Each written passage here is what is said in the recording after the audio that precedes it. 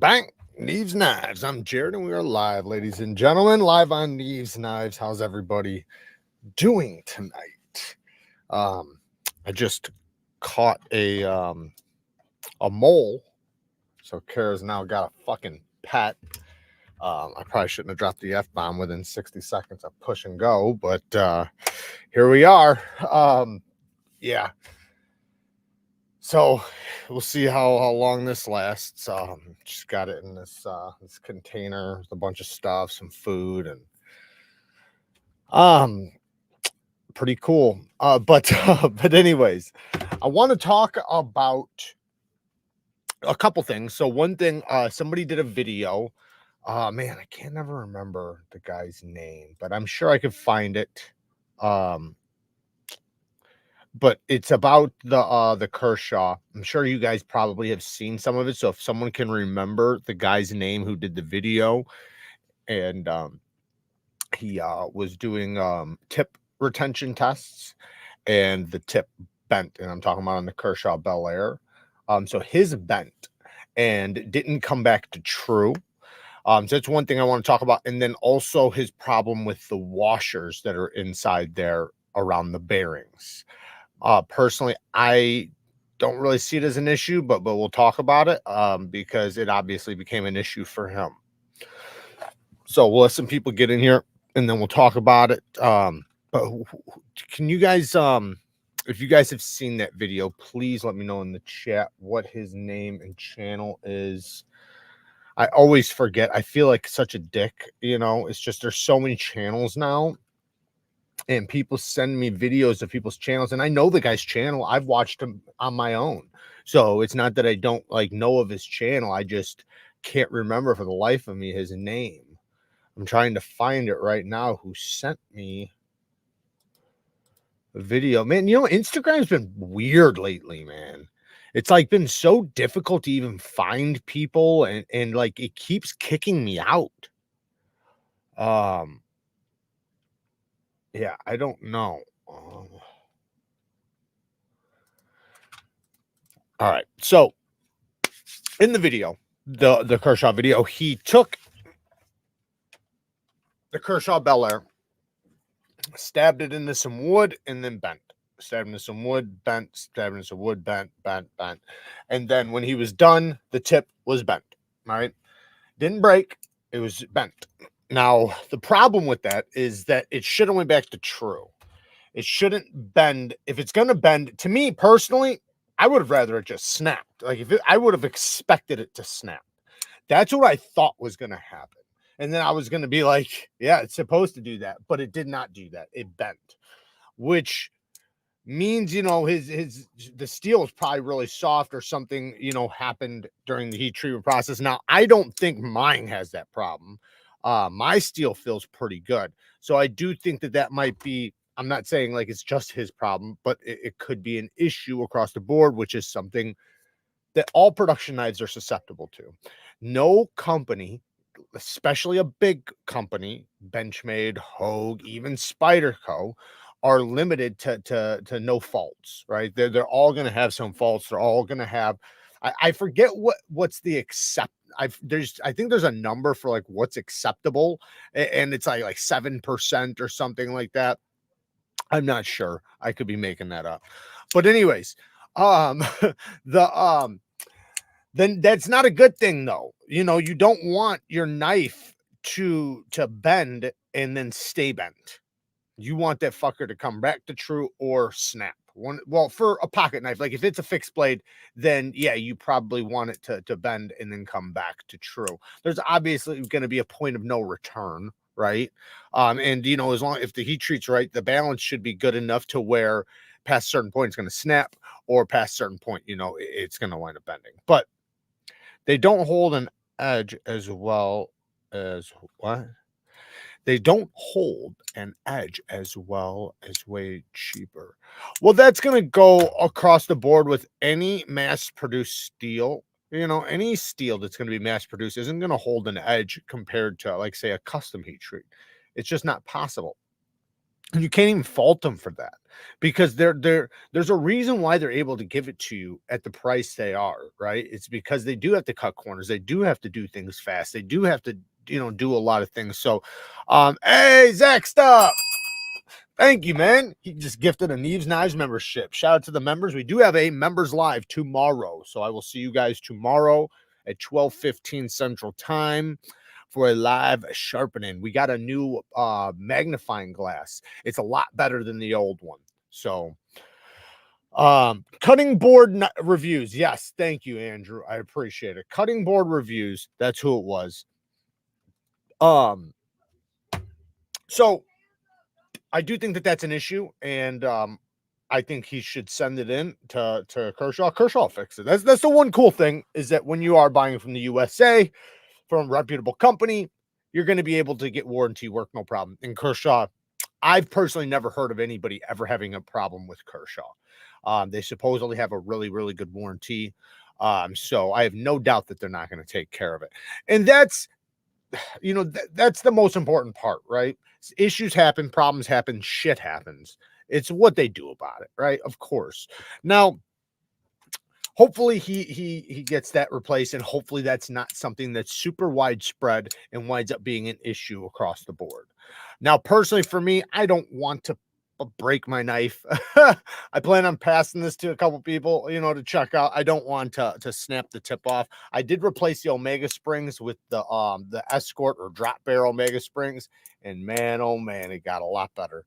It was already good, but anyways, the washer. So the washers in his video wound up getting and I know why. So what happened was, is when he was doing the thing with the tip, the pressure from doing that pushed the bearings into the washers, because there's 2 steel washers around each bearing.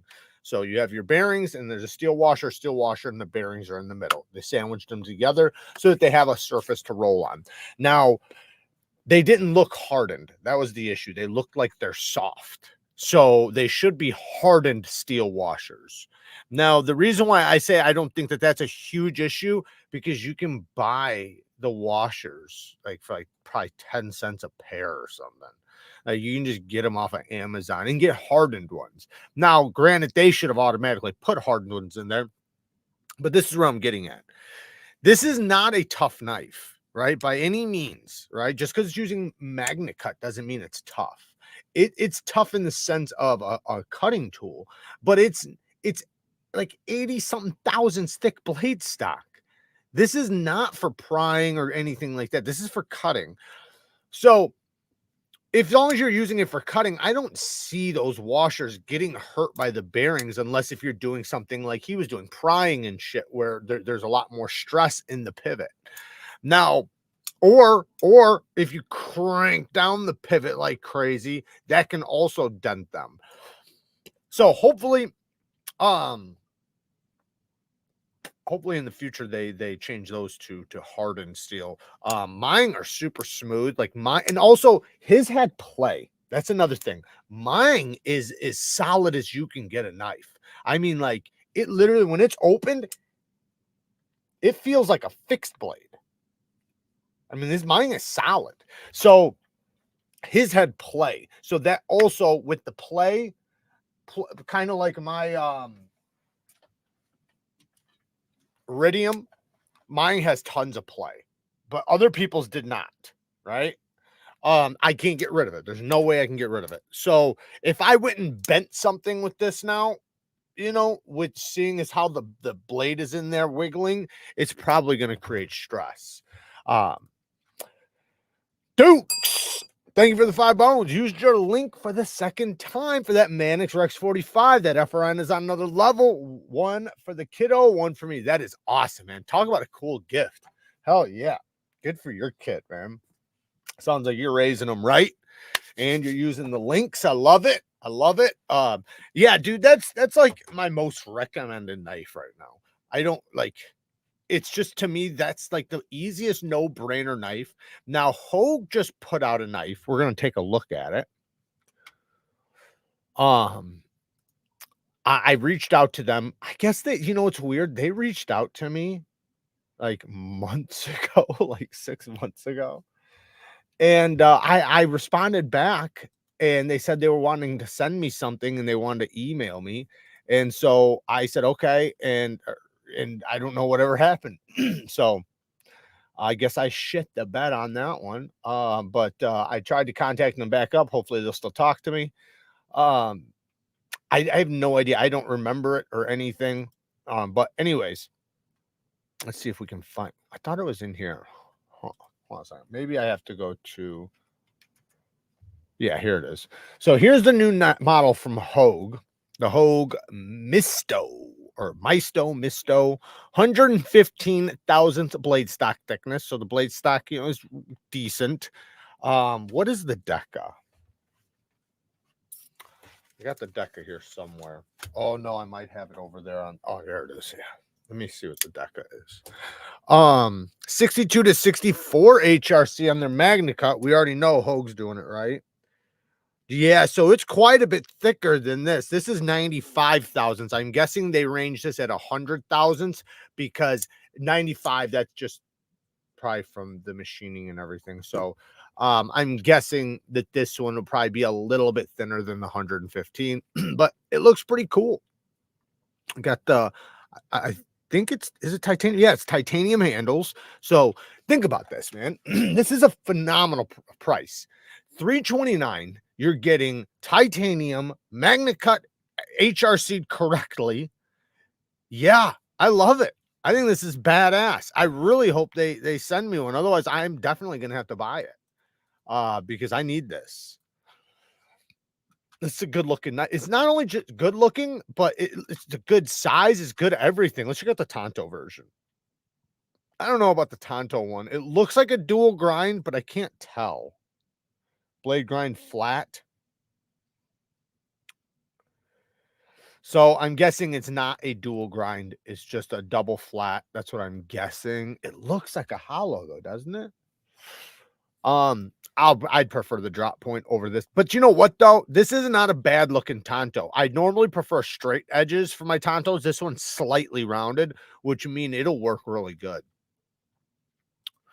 Anyways, so hopefully we see that on the channel. Hey, Bones! Thank you, man. I appreciate it. He just gifted one NEEVESKNIVES membership, man. I appreciate it. Shout out to the patrons. We, like I said, we have the members live tomorrow.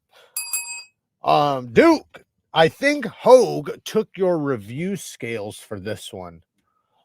What do you mean? I think Hogue took your review scales for this one. Do you mean my scales that are on my Hogue Deca? Is that what you're saying? And put it on that one? Is that what you're saying? It is kind of similar. Guys, looking for recommendations for a after work fragrance to keep in locker for after work. Well, we got some good ones we're going to talk about here in a minute. Would just be for ride home and picking up wife and son after a long sweaty day. Thanks. Honestly, I don't know what you have right now, but if you're wanting something super easy, super simple, affordable, I would say get Versace Pour Homme. It's a super simple, it's a light fragrance, it's a freshie. It just smells like fresh out of the shower. It's a great fragrance. Everybody loves it. Nobody can hate it. It's a man's fragrance. So, you know, there's no femininity to it or anything. It's a man's fragrance. It's a citrusy, fresh smelling fragrance. It smells like a really good quality men's deodorant or a good quality body wash or something. The next one I would say after that, Dolce & Gabbana Light Blue Intense. That's a really good one. It smells very similar to the one I just mentioned. But if you want something a little bit more special, I can name some stuff, but that is something it's not generic, but those are like they're all around winners that are not over the top. Like they're just, everybody's going to love it. It's too easy to not like that. That's kind of the point. Which, you know, I think that's what you're looking for. I use Versace Pour Homme for work, but maybe I should try something different. Working in a factory type setting, Yeah, dude. See, working in a factory, you can kind of get away with other things. That's kind of the cool thing. Like if you were working in an office, I would say, yeah, you should probably stick to the blues. You know, the fresh out of the shower gel type fragrances. You know, the you know, the masculine, fresh smelling fragrances. But when you're working in a factory, you're you're not like on top of people to the point to where you're stuck in elevators with them, you know, sitting, you know, cubicles right next to each other. So you can get away with doing, you know, a little versatility. Versace Blue is super dope. I loved that sample Jared sent me. Hell yeah. I'm old school with the Tommy Hilfiger. Yeah, do you know what? The only thing that sucks about the Tommy Hilfiger, don't get me wrong, I love the scent. It's a killer scent. It actually is like one of the fragrances that got me into fragrances. That's what led me to Nautica Voyage, which really sent me down the rabbit hole. But the problem with it is it doesn't last. It's literally one of the worst fragrances for lasting. It lasts 2 hours. A bad fragrance lasts 4 hours, 4 to 6 hours. So if it's only gonna last 2 hours, that's a horrible thing. So you want to find something that lasts at least 6 to 8. And if you go beast mode, it'll be 12 plus. Um, I wear bacon fat. The bitches love me. He gets the real dogs. That's hilarious. All right, so you guys know, you guys seen the thumbnail. Jack Wolf just dropped the sharpshooter. Let me pull it up. The sharpshooter Jack is available. I have it right here on Blade HQ, but they have all of them available on GP Knives. I have them linked down in the description. Just go to GP Knives and go to new. Once you click the GP Knives link and go to new, check this one out. I picked this one, obviously, right? Because I didn't have any blue and black ones, and I've been really getting into black stuff lately. I'm not sure if I noticed it or not when I got it, but this reverse tuxedo is fire. I love this. I think this looks really, really good. You know, with the reverse tux. It is DLC. So that's really cool. I'm wondering if it's real DLC. It says DLC. So it says DLC. I have no idea if it's real DLC or if it's you know, something else. But awesome knife. I actually gave my other one to my uncle. That's how much I liked it. So I have, my uncles are very special to me. I love them to death. And I was going to give my uncle a knife, and I wanted to make sure it was something that was special, right? So I went through my Jack Wolf collection and I picked out my original sharpshooter Jack. And the reason why was because it had his favorite colors on there. And this was the second reason why. So there was a couple reasons why.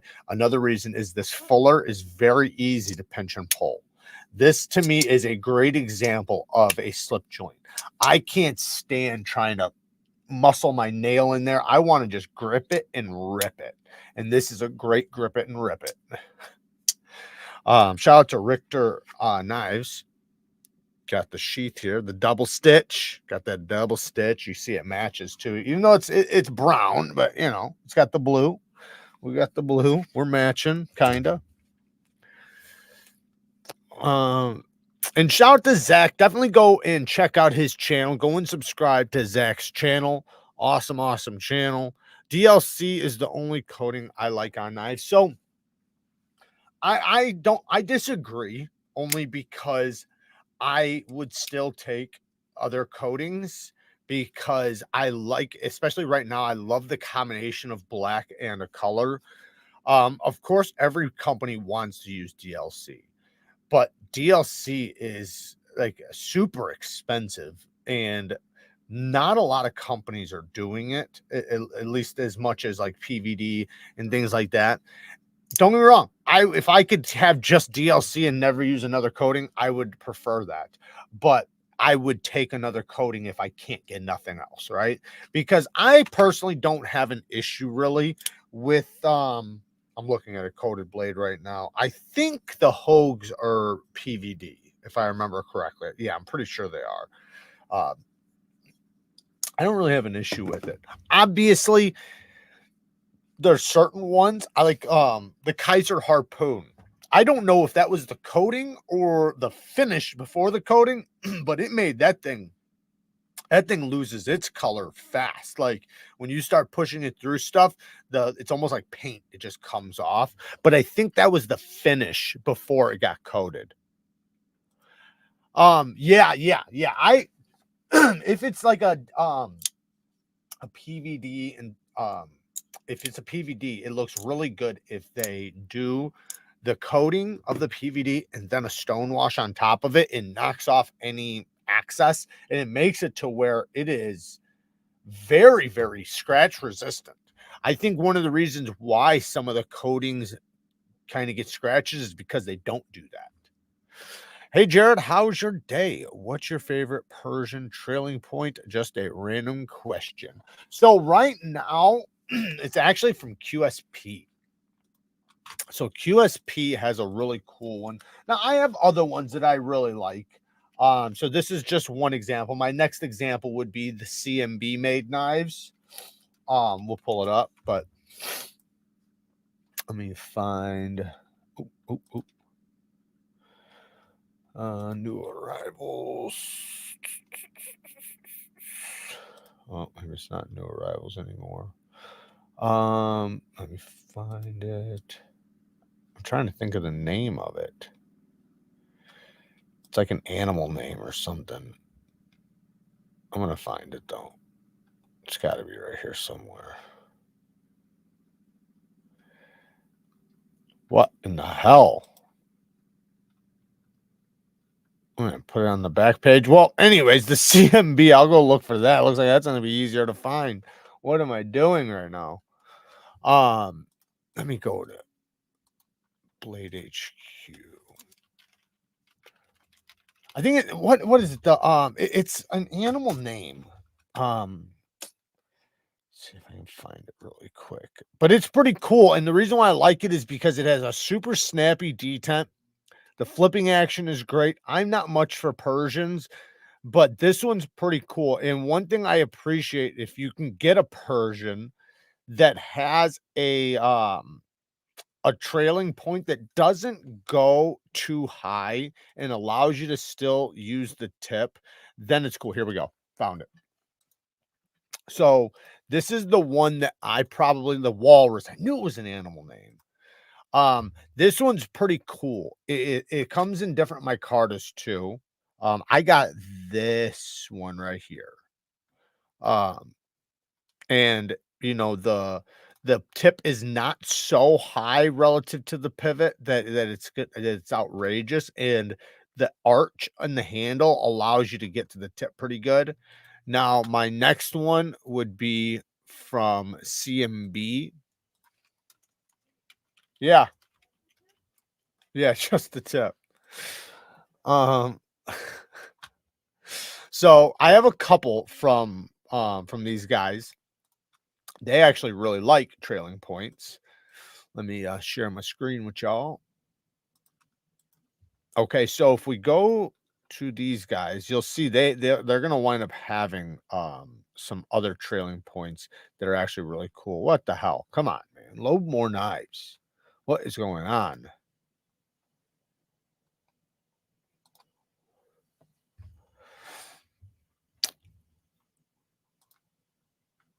Okay, so here's one.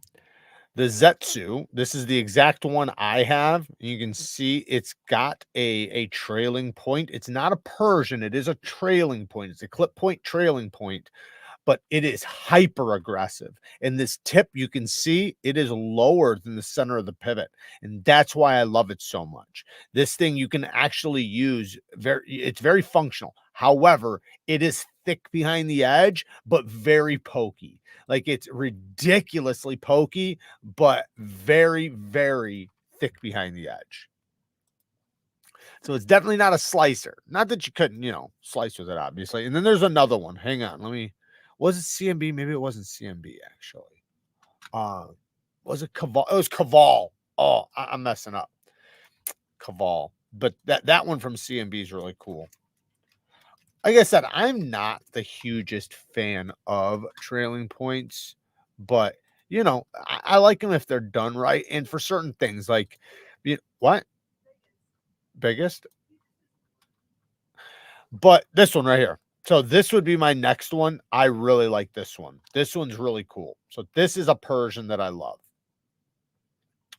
It's got a very well done handle and blade combination. It's very easy to get to the tip. It arches itself really nice, good access to the lock bar. Everything's pretty much great on this thing. And you can get the carbon fiber that glows if you want. Not this one, but damn it, I hate pop-ups, guys. Like, I despise them. Anyways, you guys see it. All right, let's get. I only buy Kershaw's and CRKTs. I just bought a couple CRKTs. I'm waiting for them right now. CRKT contacted me a while back. I contacted them a few days ago and was like, hey, what's going on? And they gave me some, I don't know if it was the runaround or what. But they said they're going to be sending some stuff here soon. The thing is that they were telling me, they asked me to check out some USA made knives, and I seen some shit drop on, I think it was Blade HQ. So I thought that's what it was, but maybe not. But anyways, I was interested in some of their budget knives that they got in 14C28N right now that are manual. So I just bought them. So they're on the way right now. They look cool. I like to beat up cheaper knives. You know what you'd probably really like? Kershaw's are obviously really good. I think that's a great way to go. But Ganzos are really, really good for beater knives. If you want just an absolute beater knife, they do crossbar locks. They have all different types of knives, and they're pretty well built for 20-30 bucks. Like, they're probably the best you could get for 20 to 30 bucks. If you go above 30, then I would say Send Cut. But if you're going below 30, yeah. What's everyone's favorite steel type for pocket knives? Mine's K390. Thoughts on the Voodoo from Tuya? Could you get one from Dave Warren? Yeah, I'm sure I could. Dave's a great guy. I don't know if is that okay, yeah, the David Freeman collaboration. Yeah, it looks pretty cool. I think I'm not sure if he asked me to check it out yet. Somebody I think did, but I can talk to Dave. It looks really cool. Nice Warncliffe blade, modified Warncliffe, beautiful sharpening choil and finger choil. Access to the lock bars questionable. Clip placement's questionable. I'm just being honest, guys. Yeah, that clip placement is questionable, ain't it? Because that ramp could land right on that edge. But it looks cool, so it might be really good. You know, it's something I have to try to find out. And listen, I want to talk about something here in a second. Ganzos make every lock and size great beaters. Yes, they do. They really do. I just got an SRM Fantasy front flipper so far. Looks pretty nice. Oh yeah. What's your favorite sub 100 out the side auto? Kershaw launch. Anything from Kershaw launch. If you can, most of them are over 100. That's not under $100. That's like $170, $180. The launch series are a little over $100. They used to be used to be under 100. They used to be like 90 to 100. Now they're like 115, but I'd go with that. What do you think about the WE Equivec? The WE Equivec. Let's pull it up.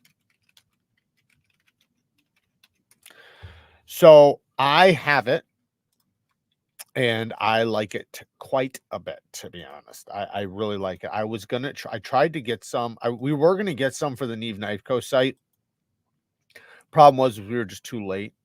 And by the time I knew I loved it, it was already dropped and all the sites already had it. So I figured anybody who's probably wanting it probably most likely grabbed it. And we weren't going to grab that many of them anyways. But it was something I almost put on the site. It's really good. It is. The only issue, which is not a big issue, it's a little issue. This fuller's not the sharpest.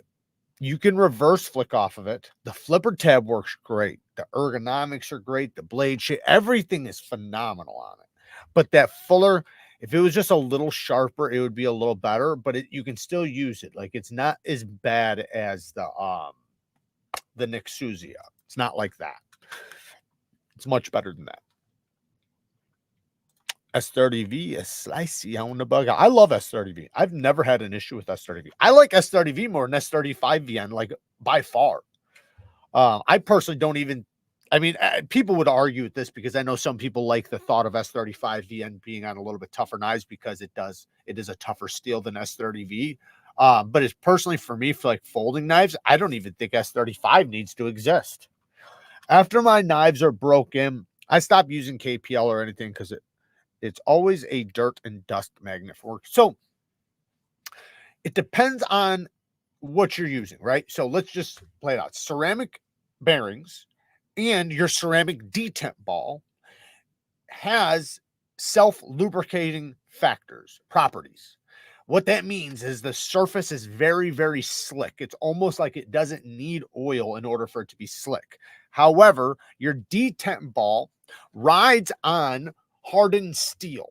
The ceramic ball is harder than the hardened steel, so it will wear in a track. So there's times where if you let that get dry, it'll be gritty. So you want to keep it oiled to where it's not gritty, right? That's what you want to do. Now, as far as your bearings and your pivot, once you've oiled them, you really don't need to oil them for quite some time. Like, obviously 6 months down the road, 5 months down the road, depending on what you do and everything, you might want to oil them.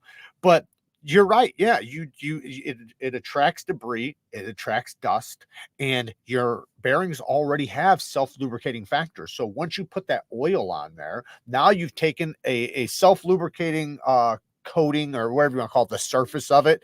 It is so smooth. Now you've put oil already on it. So it's as slick as it can get. And, for Teflon, Teflon is made, that's the most self-lubricating pivot material we have is Teflon. Then it would be ceramic bearings and then phosphor bronze. So Teflon, you really don't even want to oil that. Like, maybe one time, but you'll notice if you oil it, it will be smoother if you don't oil it. The surface, while it creates the friction, it really smooths out the surface that it's rolling on. And as it breaks down, it just gets slicker and slicker and slicker. That's the beautiful thing with Teflon. Is it true Spyderco has discontinued their K390 line of knives? I don't think so. No. What? Maybe. I mean, I don't know. I never heard that. I don't know why they would do that. I know they do exclusives.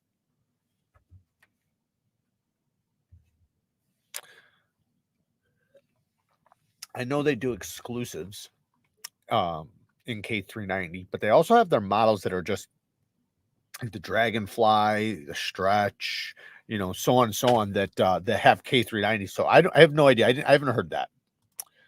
I picked up a used sheep's foot Pena Apache slip joint in K390, and it gets screaming sharp.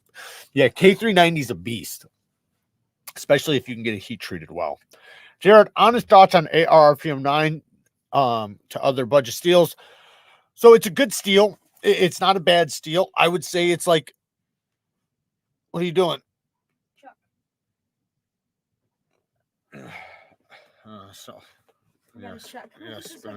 Spin it. Look. I told you guys that where'd he go? We caught a mole in the house. He's on that side. Just spin it. He's not anywhere. Yeah, he is. He's on there. We seen him when you walked in. Where? Oh, he's under. He's right here. Oh, he peed in there. Yeah, you're gonna have to clean that up. Oh, Chuck. All right, get it He's out right here. in here, though. Look, you can see. Make him see. They can't, not unless you Damn flip it. it. I'm too scared to put him in my hands because, you know, moles eat a lot of snails in the wild, and snails are heavy, heavy parasite carriers. So if you see a mole, that's not the one you want your pets eating and shit. There he goes. There he goes. I have a picture of him. I'll come show him a picture because it's a clean picture. All right. Poor thing peed. Now I have to clean that. Yeah. So RPM 9 steel, it's a good steel. I would say it's like a souped up 9CR, because that's basically what it is. But now it is better than 9CR. I'm not trying to say that it's, you know, the same. I would say it's more similar to, in my opinion, more similar to an AUS 10, a 10CR, something like that. Now, the beautiful thing with ARPM 9 steel is its ability to hone and strap back. Like, you can take ARPM 9 and strap it back over and over and over and over. And it takes and holds the bite from the strapping very well, decently well for the steel, for its caliper. So it's a good steel. Now, it's still a budget steel. So you're not going to expect any kind of crazy good edge retention. I would say you should expect about 130 to maybe 200 feet of cardboard in 1-inch section at best, you know? So, you know, but that's a lot of cutting. That's a lot of cutting in a 1-inch section, you know, like you got to consider the rest of the blade is what you're going to use. You're not just going to use 1 inch, depending on how long the blade is, I guess. So maybe you would only use 1 inch. But it's nice and stainless, plenty tough. It's a powdered steel. And I think that's one reason why it straps back so well is because the grain structure being a powdered steel. I noticed that a lot of powdered steels are like that, especially the budget ones. But yeah, it's a good steel. There's nothing wrong with it. 9CR is, yes, it's like a souped up 440C. Yeah. 9CR is like is basically 440C. You could say it's the same thing. It's not. It's its own thing, but you know, they're right next to each other. What do you recommend for dried out green strapping compounds? If it's dried out, just buy new. You can use some petroleum jelly or some maybe Vaseline, but I know petroleum jelly, you could get some of that or some Vaseline, doesn't matter, I think, and put it on there and it'll make it spread. Try that, but if that doesn't work, just chuck it. Looking for my first OTF, should I go for the live wire or stick to the tried and true Microtech brand? So you're getting half price going with the live wire. The live wire is good. It's a great knife. I would say that if money matters, then go with the live wire. If money does not matter, which it almost always does, but let's say it doesn't, then Microtech's gonna hold it's gonna hold a better name. That's the thing. It's just like anything else, like a brand name, which I'm not saying Kershaw's not a brand name, but as far as OTFs goes, when people think OTF, they think Microtech. So because Microtech has that brand on top of them, that's going to hold more value. So as far as resale value, and shit like that, you'd want to go that route. Native Chief Magna Cut when it drops soon. Thank you, Todd. I appreciate it, brother. That is the NEEVEKNIVECO site.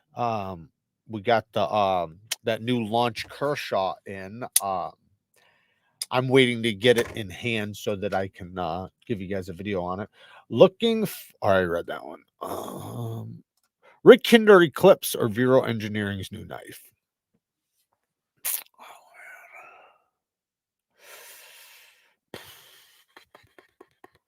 So I almost never want to tell you to buy something China over a USA made knife. I will almost always tell you to go towards the USA. Now, what's a better value? probably the Vero. The Vero is going to be a better value. But the Rick Hinder is going to hold a better value.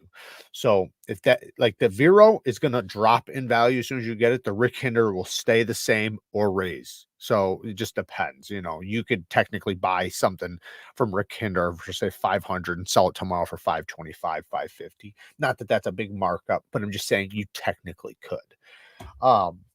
Now, so that's what I would say. You know, it just kind of what depends on what you want. I'll say don't get the Rick Hinder if you're looking for edge retention, though. Any worries with Rex 45 Wrestling? I don't have no worries with it. I've got the satin blade and the coated blade. Obvious. I can't get this fucker out of my pocket. Yeah, man, I got the coated blade. I'm obviously not worried about it with the coated blade, though. I've been using the shit out of both of them, though. I've literally been carrying them back to back. Like it's like one sitting there, whichever one I grab is the one I put in the pocket.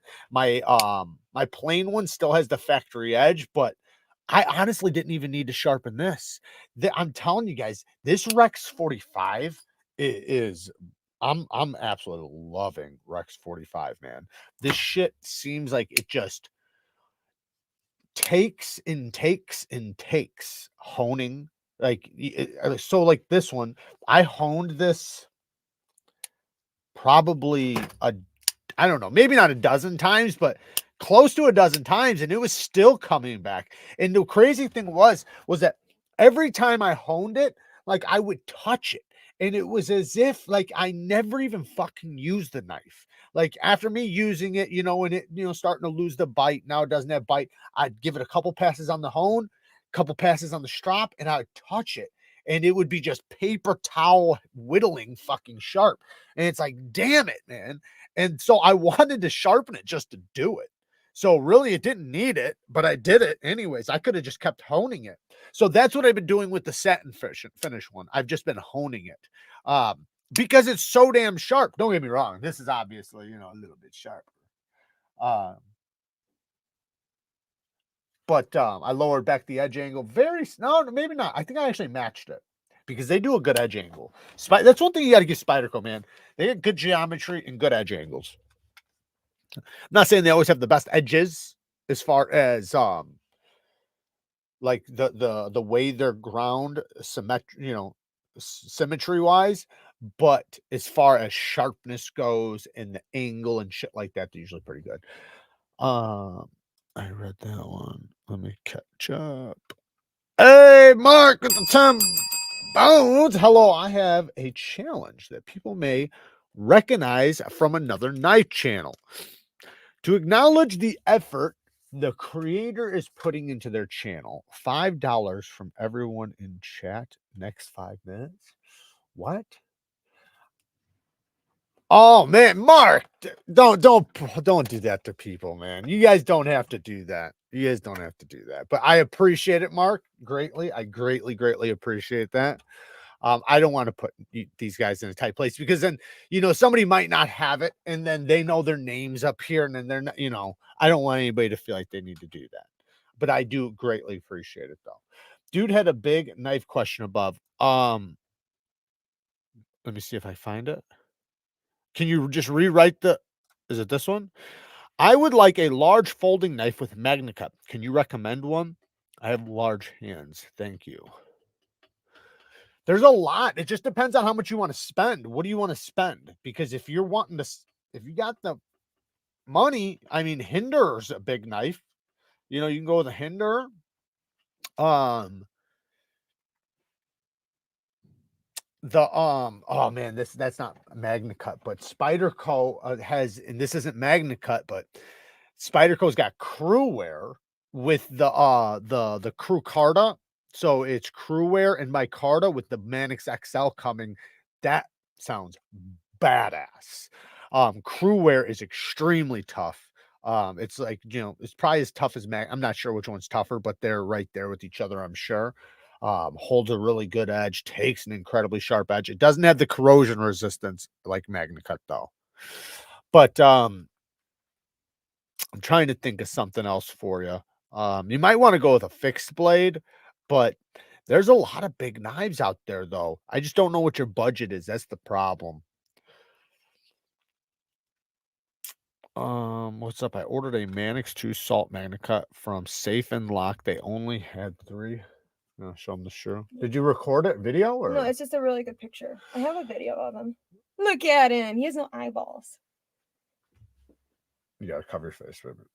There we go. Oh, it went back. Come on. There we go. There it is. His name's Chuck. Little Chucky. I fixed his cage and I cleaned his pee and poop. So don't push your hand to push down the garbage. Because you know there's a towel in there with his poop on it. Okay. Okay. Also? No, I do not know. I haven't heard anything. I know as much as you guys with that. I don't really talk to Spyderco or know anything. I could reach out to Blade HQ and ask them, but I haven't.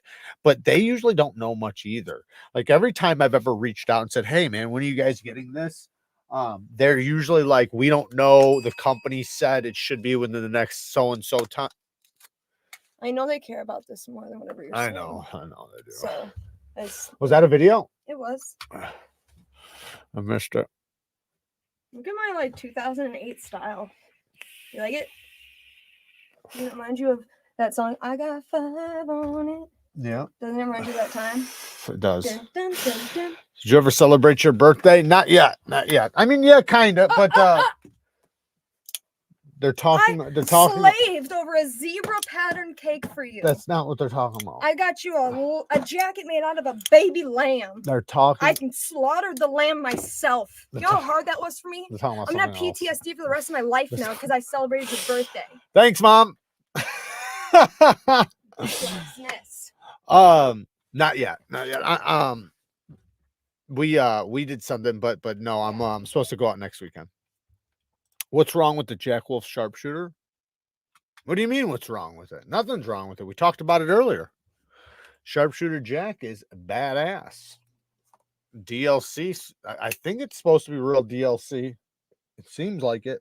S90V, badassery all the way around.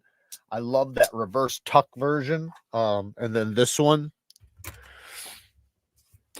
You don't see a lot of Spyderco's Rex 45 rust complaints on forums, at least yet. Yeah, you know, I don't have a problem with corrosion like other people, so you'd have to ask somebody in a corrosion place. But I'm sure people, because a lot of you guys have had a lot more experience with Rex 45 than I have. I've only recently, like, I've had lots of experiences over the years, but none where I owned it. None where, you know, I could sit there and really focus on the edge retention and everything like I do now. So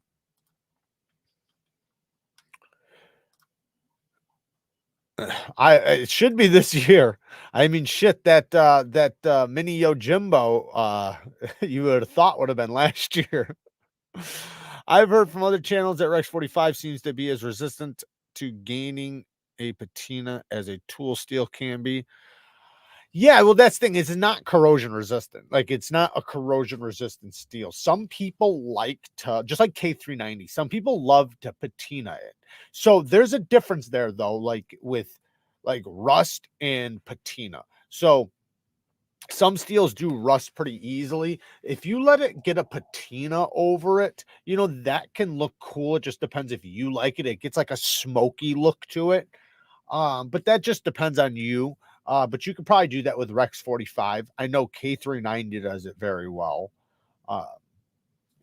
Just depends on what you like. But yeah, if you put lemon juice on it or fucking cut red meat up with it or any type of citrus or anything like that, or leave water on it, yeah, it's going to rust. Keep it dry, keep it clean. That's it. Where's all the Rex 121? See, Rex 121, that's a crazy steel. Don't get me wrong. That's a crazy, obnoxious steel. I'm not sure. I understand why people would love it, and I'm not saying I don't love it, because I probably do. I haven't had any experience with it to tell you that I do. Besides, you know, maybe sharpening it a couple times. But Rex 45, man, to me, so far from what I'm seeing, like, it's hard to beat, and I don't imagine Rex 121 being better. I imagine it holding a better edge. Like, let's say it holds a better edge, but that's not the end all be all. Like, yes, holding an edge is very, very good, but you do want some level of toughness in there. You don't want your edge chipping on behalf of being able to hold an edge.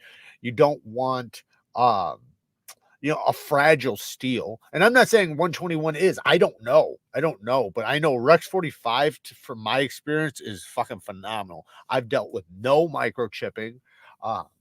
Now, I also haven't struck it against any nails or anything, so maybe I should try that. That Rex 45 was the sharpest out of the box. I know, right? Right? It's crazy. I'm telling you, and if you take that thing and just give it a couple passes, if you have one, if you have some sort of honing stone, like a Neve 800 or a Neve 1200, or maybe even a Spyderco ceramic, and literally just very delicate passes, 2-3 passes per side, maybe 4 passes per side at most, hit it on the strop very gently, couple very gentle, like don't sit there and strop it to death, just a few very light duty passes. That stuff gets like on another level of sharp. Yeah, that's what right away made me fall in love with it, was just that. And the fact that I was able to repeat that over and over and over. Most steels, see, this is the thing with most steels. Did I miss a donation? Anthony Kitchen with the 20 bones. I don't know why it's not showing up, but I'm sorry. I appreciate the donation, but it's not showing up. I can't pull it up to show everybody. Unless if it's down, maybe I'm just not caught up yet. Let me try catching up.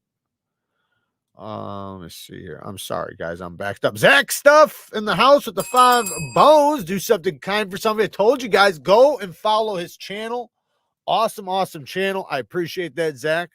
Thank you. Hey, Dave, thank you, man. You guys are coming in hot with the 5 bones. Super Still Steve's in here. I'm actually gonna send him one of those Rex 45 Manixes to keep. Zeroaster with the 10 bones. Mark, double tap it, Pappy. Thank you, man. Sean with the 5 bones. Thanks for the advice and knife talk. Thank you, man. And thank you, Zeroaster. I appreciate you guys. Chris Wolf coming in hot with another 5 bones. Man, I appreciate you guys. Holy shit. This worked out pretty well. Dukes of Hazzard with the 2 bones says, hi, Kara. Kara. Dukes of Hazzard says, hi. I had the worst lock stick ever had on a knife on the Rex 45 Manix. I put a ceramic ball and now it's butter. Mine has been all mine. I have 4 of them. They've been fine. Dukes of Hazzard said, what up? Hope you have been well. I'm fine with it. I'm playing with a Manix 2 XL and Kruger and Smooth G10 that is freaking badass, for the record. Good for you. Good for you. Rubbing it in. Our stenographer to put that on the record for you. Huh? I was telling our stenographer to put that on the record for him. He said, for the record, I want to make sure it got officially documented for the court.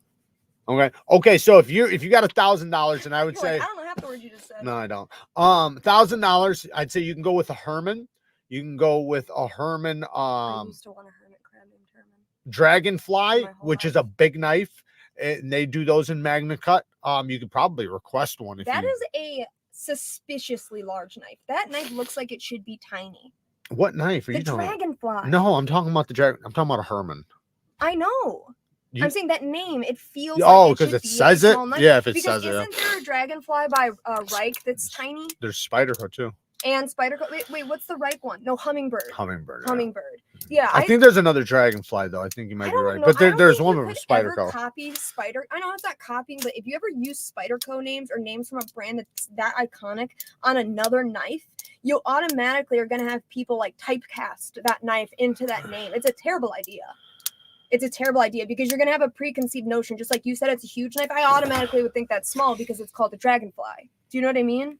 And when you're shopping online, like most people do with these knives, it can be very deceiving and honestly could fuck up your sales if you name it the wrong thing. You know what I mean? It's like naming a knife the fucking espada, and it's this big, right? But you look at a picture of it, and you're automatically gonna think what? That it's a giant knife because it's an espada, the name. Yeah. You know what? I don't like your attitude over there. I'm not giving an attitude. I feel an aura. No, I'm just thinking of his answer. So the Herman Dragonfly is a big knife that's about $900. That's really, really good. I haven't tried it, but I've heard a lot of things, and I have other Hermans. My next one that I'm going to get is a slim. So, which is still a long knife, but it's not a big knife. It's a long knife.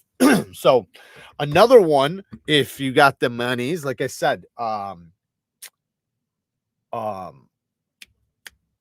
Hinder's knives. Now, I would recommend, if you want the pick of the litter for Hinder, go to Blade Show. Go to Blade Show and get one from Blade Show. That way you can get the pick of the litter. But they've been dropping recently. I just recently posted some. I don't think there's any available right now, but they will be. Another one that's large. Like I said, Spyderco. Spyderco's been doing Magna Cut. That's going to be the best Magna Cut you're going to be able to get if you care about the Magna Cut. That's the only problem, like with like Hinders. Hinders, it's soft. It is. It just is. There's nothing, it is what it is what it is. Spyderco's, I think they're doing it about 63 to 64, and that shit was badass. That was the first experience I actually had with Magna Cut that was really good. Before that, I had a few bad experiences, and then I had an okay experience, and then I had that Spyderco, and my expectations for Magna Cut went through the roof. Since then, I've had a bunch of others. Other companies that are using it, Hogue's using it. Kershaw's using it. Who the fuck else is using it? Shout out to Super Steel Steve's in the house. If you want to get a badass fixed blade, Super Steel Steve, I'm sure, can hook you up, and you can pick out everything you want, from geometry to steel to heat treatment. So that's not a bad way to go. You can find him on Instagram. Steve KUTLERY Customs on Instagram. Anthony Kitchen, there it is with the 20 bones. Thank you, brother. I appreciate it, man. Thank you so much. I'm trying to think of another company. Oh, Steve coming in with the 2 bones, not owning Rex 45 until now. Should be ashamed. Well, you got one coming, brother. You got one coming. And I think you're going to love it. I tuned it up. I honed it. It's literally fresh out of the box. It hasn't even fucking cut nothing. It's brand spanking new. Let's show it to you. What I did was, I took it out of the box and I passed it on of a Neve 800 just to get that crispiness that I was talking about. And yeah, so this thing is as fresh as you can get out of the box. Super smooth.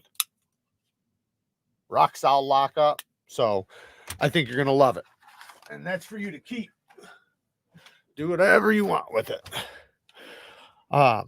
But yeah, man, I'm like just blown away by Rex 45.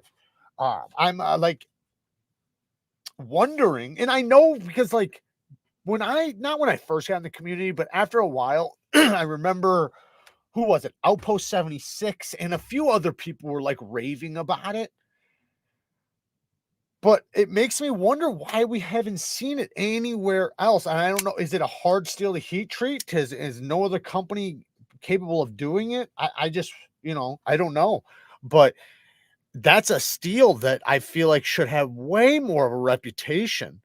Like, I'm shocked by it. Like, I would have, if it would have been like 3/4 as good as it's been, I would still be screaming about it. So that says a lot. I haven't been collecting close to enough time to be a steel snob. Any steels that are a deal breaker for me, I don't like CPM 154. Now, it's not a deal breaker. I'm not saying it's a deal breaker. Like, if it's on a fixed blade, I'm cool with it. If it's on like the Kershaw launches, I'm cool with it. But I prefer 154 CM over CPM 154. And the reason why, is just because of the way it sharpens. It's so fine. And this is why custom makers like to use it. And I don't blame them. I understand why they like to use it. I would want to use it too if I was them, because it grinds so easily. It's something they can polish easily, but that's the negative problem for me. It polishes so damn easily that a 300 grit is like a 600 grit. A 600 grit is like a 1200 grit. So by the time you get to 1200 grit, it's like a 3000 grit with no bite. So the teeth just get evaporated. So like it gets slick. That's my problem with it. It gets slick. So if you don't want it to be slick, you just use a coarse stone. You just have a coarse edge, 300 to 600 grit edge, and you're fine. But that's one steel I tend to stay away from, usually. Other steels, I don't like 8CR, AUS 8, anything below that I wouldn't want. 420s, I'd stay away from there. 440s are okay. 440C is a good steel, as long as you don't pay a lot for it.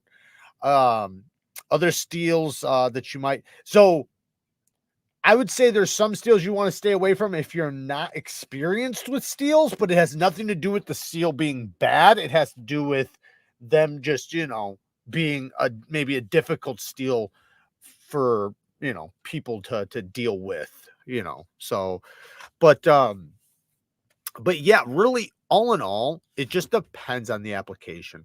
Like say, and I'm sure a lot of other people will probably agree with this, like 80 CRV2 doesn't belong on a folding knife.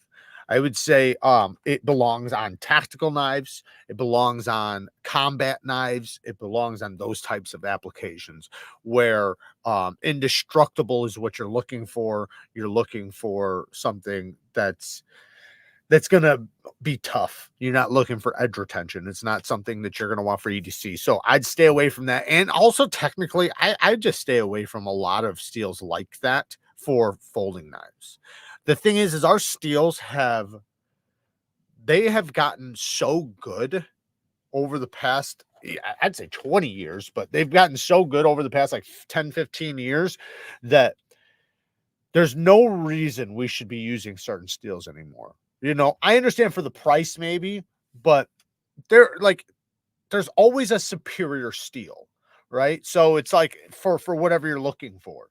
And there's some guys using steels that to me are just completely outdated, even like with me, like, with the knife I'm doing with TKELL, that's 80 CRV2, but he does combat knives, and that's who his knives go to a lot of times are people overseas and shit like that. So that's the steel he uses. I didn't have any say so in that. I would have wanted a different steel, and I did talk to him about it. I wanted a different steel. I told him about what I wanted, but just that was what the steel that he uses, that steel he had. So I wasn't going to argue with him. And the knife that I designed with him is a self-defense knife. It's not an EDC knife at all. It's literally, a last-ditch effort knife. So it's not a knife that needs to hold an edge. But yeah, I would say stay away from steels like that. For just about everything aside from what I just said. Mark with the 10 bones. Listen, this is the only knife channel that also gives you expert advice on perfumery. Do you know how much a shopping concierge in New York costs? Exactly. I'm loving my military 2NS 110V. I have yet to sharpen it. It's a month old and I use it every day at work. I cut everything from wire ties to cardboard. I come home, strap it, and it's ready to go again. Yeah, with S110V, I would say stay away from the wire. Would you say wire ties? I would stay away from cutting those. I don't know what kind of wire ties you're talking about. Maybe you're talking about like with copper in the middle. Hopefully it's with copper, but that's the only problem with S110V is it doesn't have a lot of toughness. So it has tons of wear resistance, but like very little toughness. So it has the ability to hold a crazy good edge as long as you're just cutting with it, as long as you're doing it on wood, paper, plastic, cardboard, rope, zip ties, things like that. You're good. That shit'll, go for a long time. But the second you use it for impact, That's when it'll start having issues. Now, geometry matters, and Spyderco's geometry is pretty good. They're usually about 20 thousandths behind the edge. So that usually, you know, is pretty good. That's the one thing you got to give them credit for. Like, I'm not saying that 20 degrees behind the edge is a good edge thickness, you know, especially if you want a super slicer, then it's absolutely not. You want, you know, something like 10 thousandths, 15 thousandths, or if not lower. But in order to have a good balance between sharpness, cutting performance, and toughness, and all of that, they did a little bit thicker behind the edge, but they also use a lower angle. A lot of companies, honestly, that are, you would think are thinner behind the edge, are not actually thinner behind the edge. They're doing 30-degree edge bevels. So they're doing 30-degree edge bevels, and it's like, yeah, of course it's 10 thousandths behind the edge. The fucking bevel is so microscopic tiny, you can't even see it. You know, drop a 15-degree edge bevel on that bitch and see where it's at. It's going to be a lot thicker behind the edge. Well, Spyderco's is like, they have a low edge angle on their knives so that you have the sharpness and the cutting performance and the edge retention while still holding on to quite a bit of toughness because of the thickness of where it's at. So, you know, I think that's pretty cool. Dukes with another 2 bones. What's Kara's knife of 2024? I'm not sure she's even thought about that this year. She's been totally engulfed in her games and stuff. I did get her something she didn't like, so I know she doesn't like that. I got her that Demco. She didn't like it, but I mean, she's I don't even think she knows what's coming out right now, but she has such a big knife collection, though. You know, that's the thing. You know, she has so many to choose from, so she can literally just reach and pick up a knife. Did Jared miss some super chats, or is he just not there? I'm just not there yet. I'm sorry, guys. I'm catching up. I'm lost. I'm lost. If you guys left a comment and you want me to see it, just write it again. I'm sorry if I missed it. I'm trying to get them all, but I have to skip some. Don't think I've ever seen an 80 CRV2 on folder, with the exception of it being a Baker forged Damascus. Yeah, I haven't either. I was most talking about, like, you know, carbon steels, but and also just very, very simple steels, I guess is what I was trying to get at. Super, super simple steels. But I would say the 80 CRV, even on regular fixed blades, like, my experience with it, right? This is my experience with it.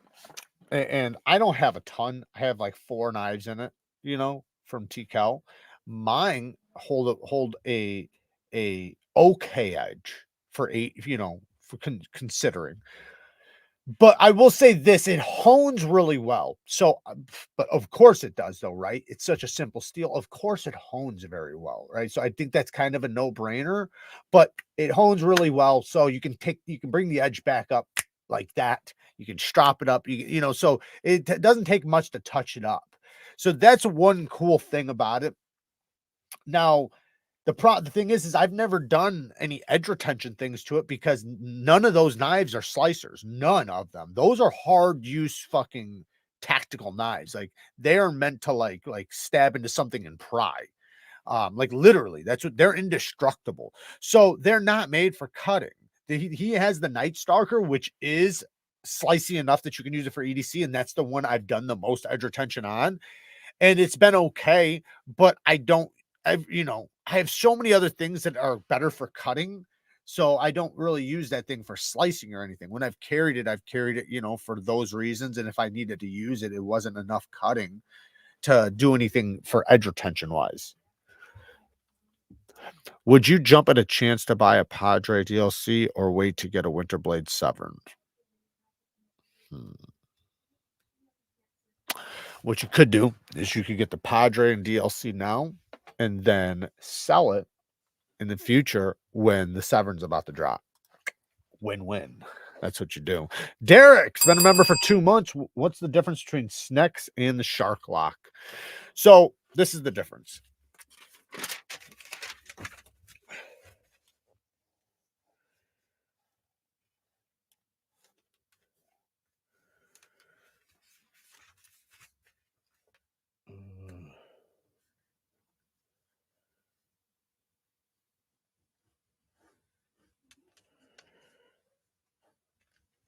This is just like a crude explanation. The snex is a rod that wedges into a groove like this. The shark is on a spring. Well, this is on a spring too, so the spring will be down here. But this is on a spring, and this pushes behind a stop pin. So this wedges between, I think, the stop pin and the tang of the blade, the bar. This pushes up behind the stop pin. It's just the idea is the same, but the mechanism is different. One's using a bar and one's using a, I guess you could still call it a bar, but you know, the shark lock, you know, the piece it's cut out of, which is, it has two stop pins in the middle of it and then a spring pushing off of one of the stop pins, pushing it up into place, wedging it behind the tang. The snex is like a bar that pushes up in between the stop pin and wedges into a groove in the blade. So that's kind of the main difference. They are a little different. You know, all of them are just slightly different from each other. You know, one obviously came out and then, you know, companies were like, hey, we could do something similar to this, but different. Of course, that's what happened. Sean, thank you for the 10 bones, man. I appreciate it, man. Thank you so much. I don't think that Snex did that. I think Snex's thing was his own. But you know, we've seen with Demco, then Cold Steel, even the Winterblade Severn, you know, and I'm sure, you know, there's going to be more. And what's that other one? Actually, that one was probably first. The one with that, damn it. What the hell is it called? Was it a carbide blade or whatever? It's not a ceramic blade. I can't remember what the hell the name is, but I don't care what the fuck it's made of. If I can't trust it not to fold in my hands, if it shit happens like I'm seeing, well, with some of these overpriced hype knives, yeah, nobody wants their knife to fold in their hands. That's for damn sure. But I'd say, you know, if you're doing fixed blade shit, get a fixed blade knife. If you want a tough knife that's going to be reliable, get something that has a reliable lock. You know, like I said, I like the Manix. I think the Manix is a phenomenal lock. I like compression locks. I like crossbar locks. Those are all very reliable locks in my opinion. Those are the ones that I would push towards if you are wanting toughness. Or triad lock. Even just a regular back lock is pretty good too. All right.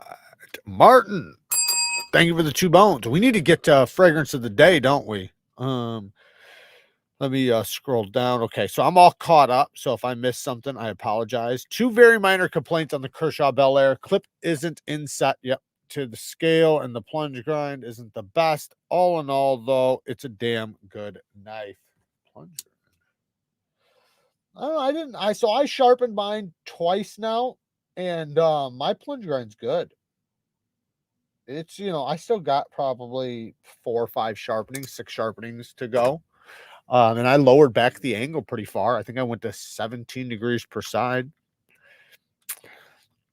SE knives are absolute trash. Yeah, I don't know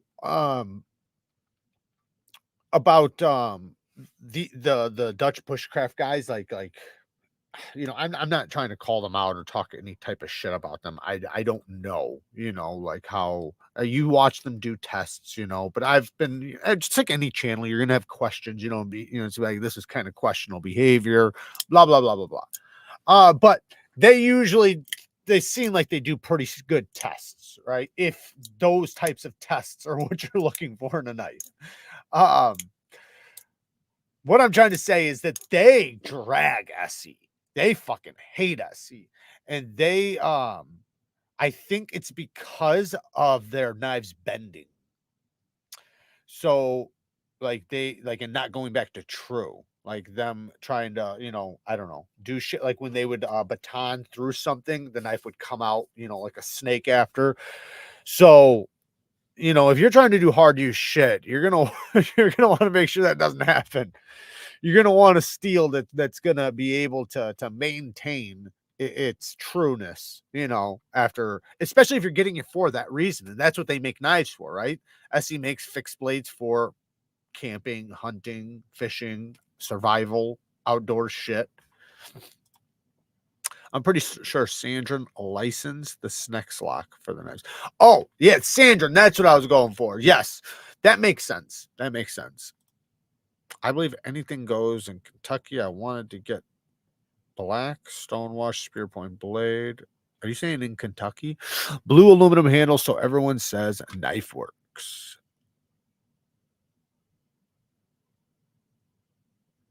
Huh. How many knives do I have? Honestly, I mean, can you ever have enough? That's the real question. I got too fucking many. That's the problem. Probably 1,000 if I had to guess. But I give away a lot. I give away a lot of knives. So, you know, but I get a lot of knives in. So that's why it's like, you know, for somebody to think that a company could give me a knife and get me to lie about it is just absolutely fucking outrageous. There's no knife that could be given to me, you know, at this point, especially, like, not even in the past, really. But when you have 1,000+ knives and you're literally giving them away because you have too many, you can't store enough. And I'm not like trying to make it sound like boo hoo, cry me a river, you know, of course, you know, I'll just give them away to you guys, right, as time goes on, you know.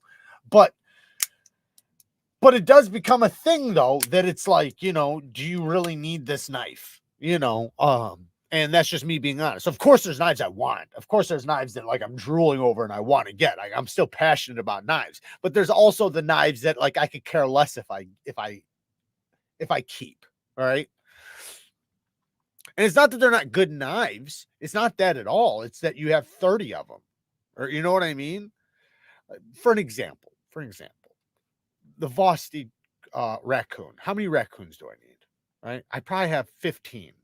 I don't know how many I got. I might be exaggerating, but I'm just saying, you know, how many fucking raccoons do I need? I mean, even if you have one of each version, right? That's still you only need 5 then, or whatever it is. Maybe a few more if you count all the materials, but you guys know what I'm saying. Jared, can we get a prison shank how-to videos? That's not a bad one.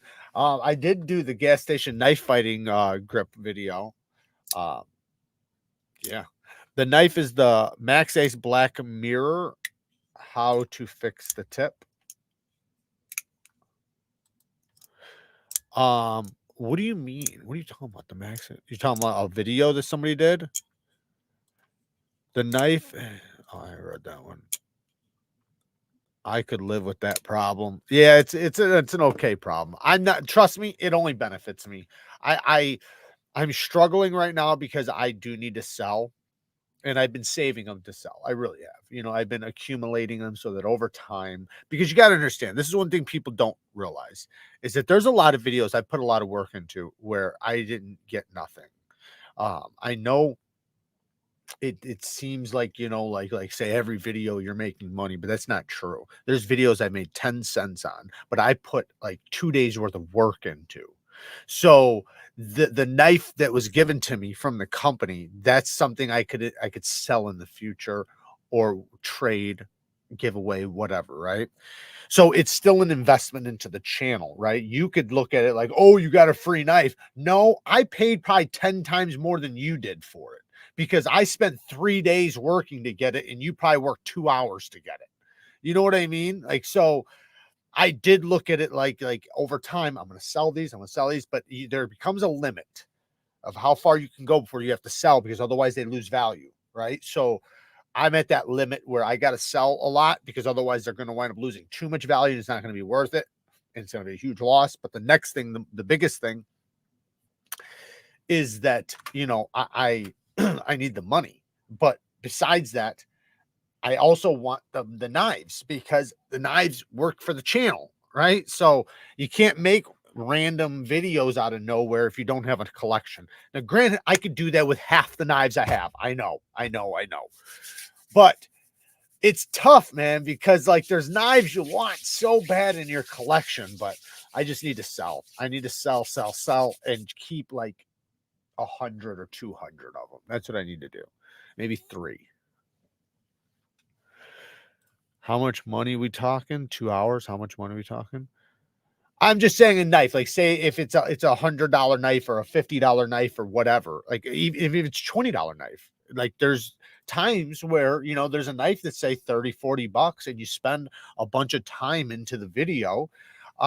You know, like, it just depends, right? It depends on the knife, the video, the everything. That's why sometimes I like to do the multi-knife videos, because they tend to get a little bit more views.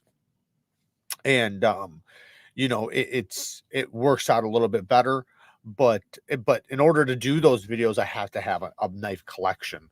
But you know, sometimes videos are it only takes me a few hours, you know, but I edit. Like, I'm not a channel that just videos and uploads. I edit my shit. You know, I have microphones, you know, so I use B-roll, right? Like, I do a lot more. I sometimes put footage in, I'll put clips in, I'll put information in. I try doing a lot of those things. Like this video I'm working on right now, I've been working on it for 4 days already. And I couldn't even tell you how many hours I have into it. And the first 2 days I didn't record.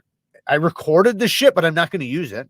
I recorded probably 10 hours worth of stuff. I'm not going to use not one bit of it, because I'm recording so much that I can't use that all. Like, there's no way I can use it. So now I have a new, because I told you guys I got the new magnifying glass.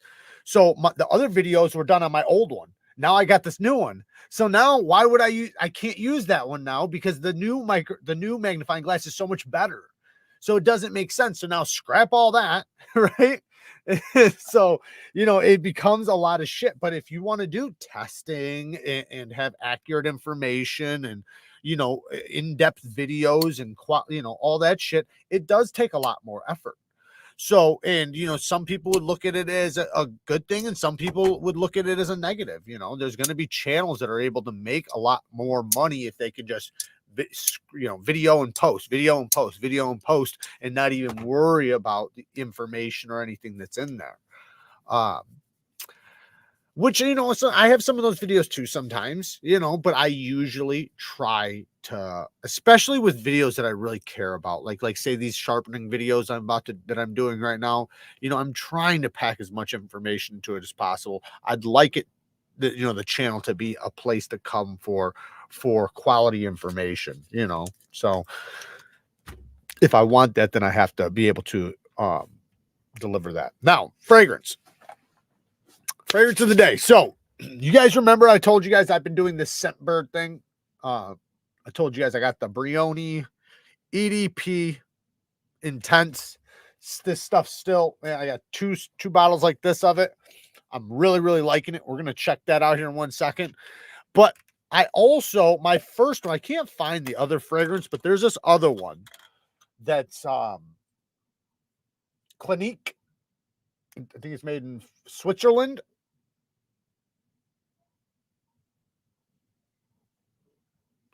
This one is, let me pull up the notes. To me, it's a little bit,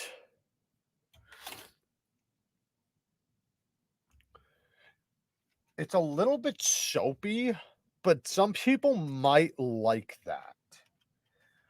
It's not like soapy, so don't get it twisted. Where is it? Yeah, happy for men.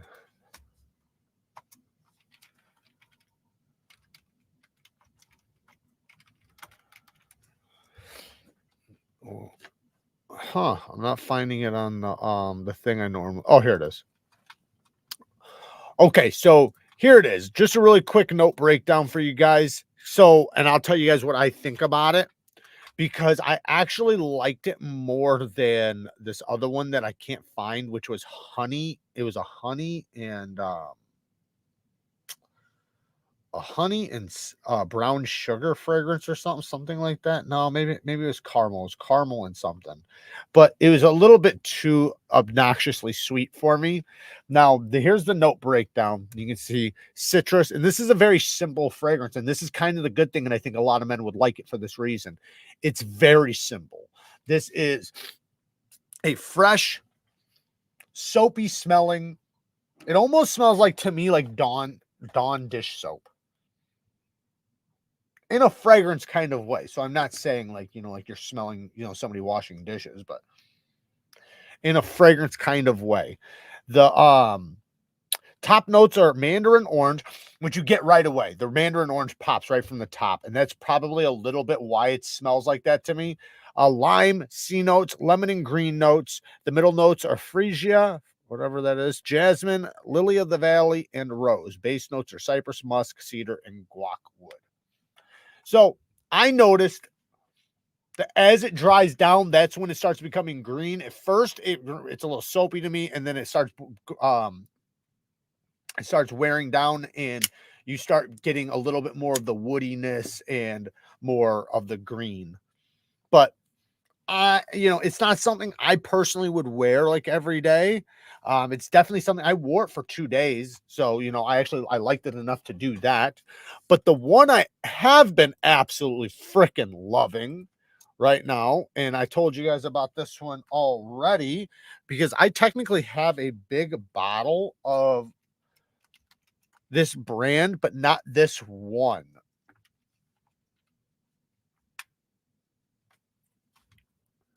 And this one is way better. Way better. What the fuck, man?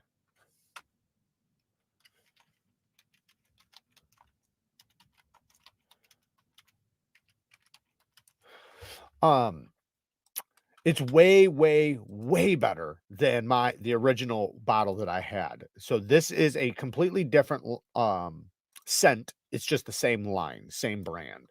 So here it is. The Brioni EDP Intense. Citrusy, fruity, oud, warm spicy, patchouli, fresh spicy, amber, vanilla, green, and fresh. The citrus, actually here, I have it over here on this hand. I've been wearing it for 3 days now. Maybe no, since I've been wearing it since the last live. So it does got a fruitiness to it off the top, but then like I was saying before, I thought at first it was a tobacco or a leather scent because I didn't pick it. They just sent it to me. So when I first smelled it, I thought this has to be a leather scent, but it's the oud that's in it. But the oud is mixed very well in it. So it just adds like a bit of darkness to it. It smells a little woody. That's what oud is though. Oud is wood. So it is a wood. It's actually like the most expensive wood on the planet. Just a little bit of it's like $100,000. Anyways, the point is that it's a nice, very inviting fragrance that's semi-sweet, it's fresh, it's green, it's woody, it's manly. It's Kara freaking loves it. That's definitely one that I would recommend you guys try. Brown sugar and fig. Sounds a little fruity, but I'll check it out. Brown sugar and fig.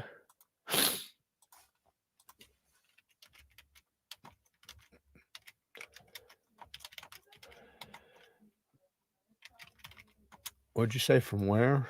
Bath and Body.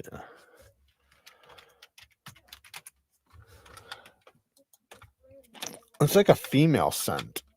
Is this for girls? This has got to be for girls. I can't pull up the notes on stuff like this because it's not like a fragrance. It's a body spray. So I can't pull up the notes. There's nothing to see. It's a pink bottle. It looks like a body spray. That looks like a woman would really like it. Like I was saying before. Oh, so you want a sweet man's fragrance? Holy cow.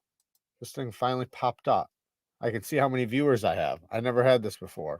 I don't know what I did. How did I get that to happen? Anyways, so I personally, I love the brand. I have a couple of the brand's fragrances, and there's one I absolutely love, and that's why I bought this.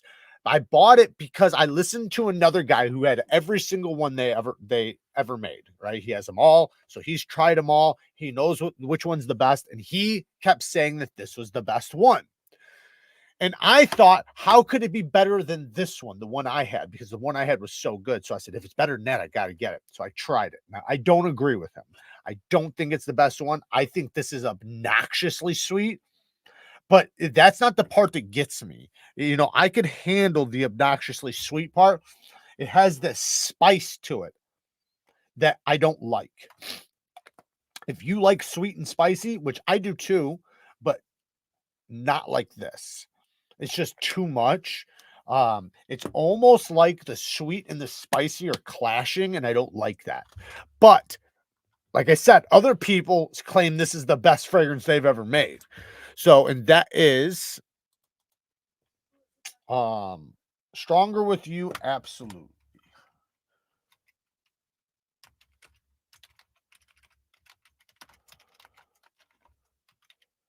Is it absolute? Yeah.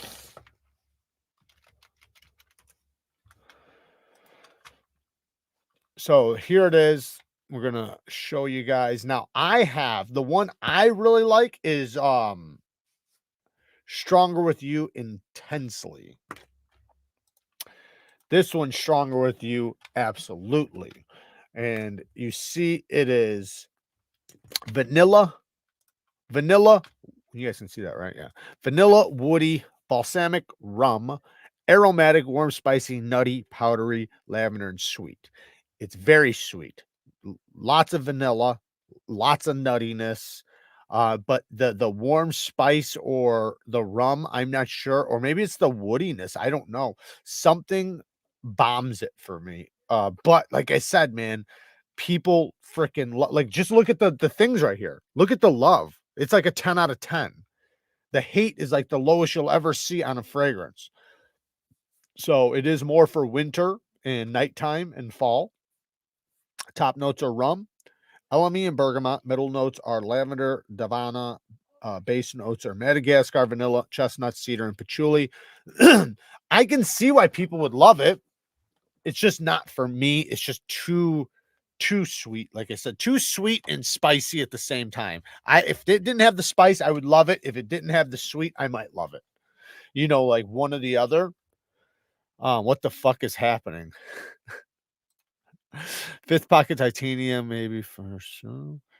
You forgot to put the links in this. Oh shit! I'm sorry. I'm gonna do it right now. Just stay here. I'm sorry. I didn't turn on anything. I forgot. I was rushing. I'm gonna drop them in right now, though. Tell you what, man. I had like over 30 links messed up that I had to fix the other day, and I don't even think I got them all. But here, I'm dropping them in right now. So if you've been looking for the links, look no further. They're in the description now. I gotta click this, click this. Sorry, this is something I'm supposed to do every time I go live. I didn't turn on anything, because every time you upload a video on YouTube, you have to tell them whether or not it's for children and all these other little things. And like right now, my monetization is limited. As I dropped the F-bomb as soon as we started. Oh, you're the man. Keep up the killer content. Thank you, Todd. I appreciate it, man. Thank you so much. Giant Mouse Mini Grand comes in titanium, just under 3 inches. Yeah, I do, but I don't recommend that knife. I'll tell you why. I would say if you want that knife, just get the Biblio. If you want that small one, they just made a Biblio large, just so you guys know.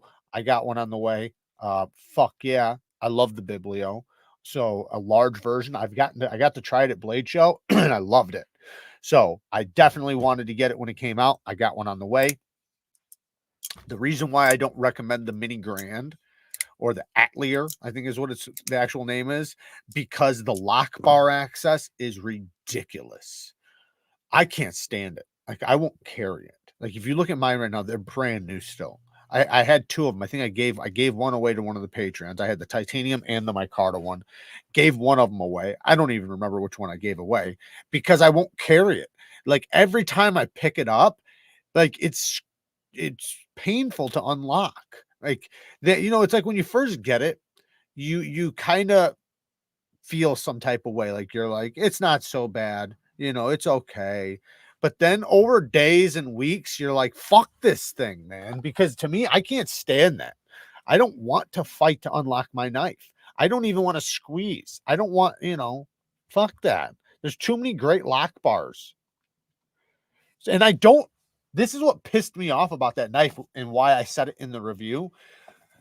That was the biggest complaint about the large one. How do you fumble that bag? I don't get it. Either one, you're not watching the reviews, the thousands of reviews that people have made for you to critique your knife to make you a better knife maker, or you just don't give a fuck. One of the two. Because I don't know. I think damn near, and I'm not going to say all, but most people complain about the large one having bad lock bar access. So much so that many people, including myself, modified theirs. I modified mine to have better lock bar access. I could do that with the small one, but I don't want to. I just don't want to do, I don't want to deal with the trouble. I could, yeah, I could, but I just don't want to. I'll just grab a different knife. And then, you know, that's something then when I'm recommending it to somebody, I would have to recommend them do that too, rather than, you know, I'd rather them just get it how it is. Anyways, the point is that the motherfuckers should have listened to the audience saying to fix this issue. And then they have an opportunity when they make the smaller one, right? The big one had the issue. If you do the same thing in a smaller one, it's going to be even worse. The Ace, the Grand, the Giant Mouse Grand. So now they have the Atelier, which is the mini Grand. The lock bar access, man. It's they had the opportunity with the big one to fix it when they made the smaller one, because now they knew if they paid attention to the videos. And most people complained about this. I would say if 3 people complained about it, fix it on the little one.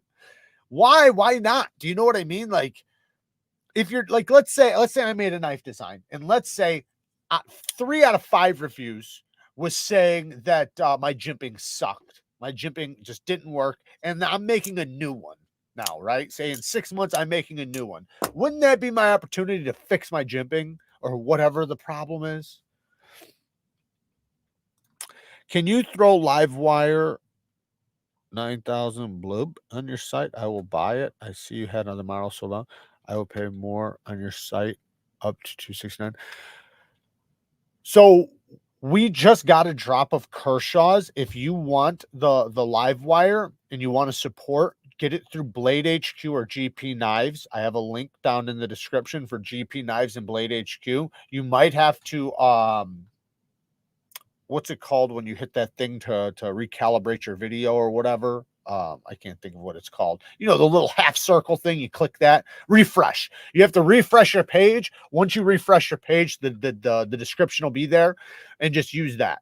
Get it from GP Knives if they have it. Otherwise, go to Blade HQ. GP Knives tends to be faster, at least in my experience. But it might be just depending on where you're at. I don't have a link for Knife Center, Mark. You fuck. Knife Center won't mess with me, Mark. Remember, don't we talk about this all the time, Mark?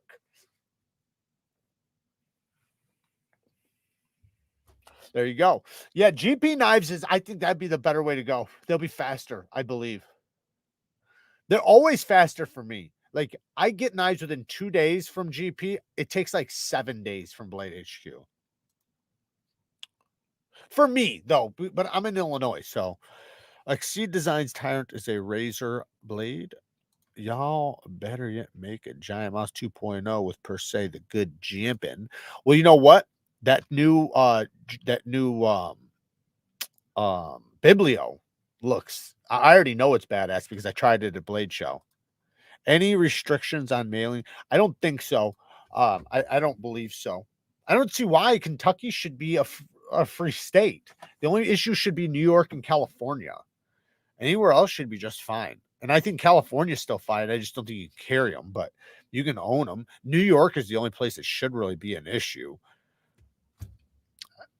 Just write down that you're a citizen. GP Knives and DLT have some of the fastest shipping. You're in Illinois? I'm from Italy, but live in Washington now. Nice. Yeah, it's where were you at though, Crazy? Because I don't know if I thought, because they're in Illinois too. They're in Troy. I don't even know where Troy's at, but that's probably why it's so fast to get to me. My local dealer here in Canada just got some Demco 20.5s and 20 CV smooth titanium. Should I buy it or should I get Flytanium Arcade? I haven't tried the Arcade, so I can't answer that for you. I did hear that the edges were sharp on that, so you might want to put that into consideration. The Demco is made in Taiwan. I think the Arcade is too. I'm not sure. It's a tough call. I don't know because I don't have the other one to give you a good answer. Miles, thank you for the 10 bones.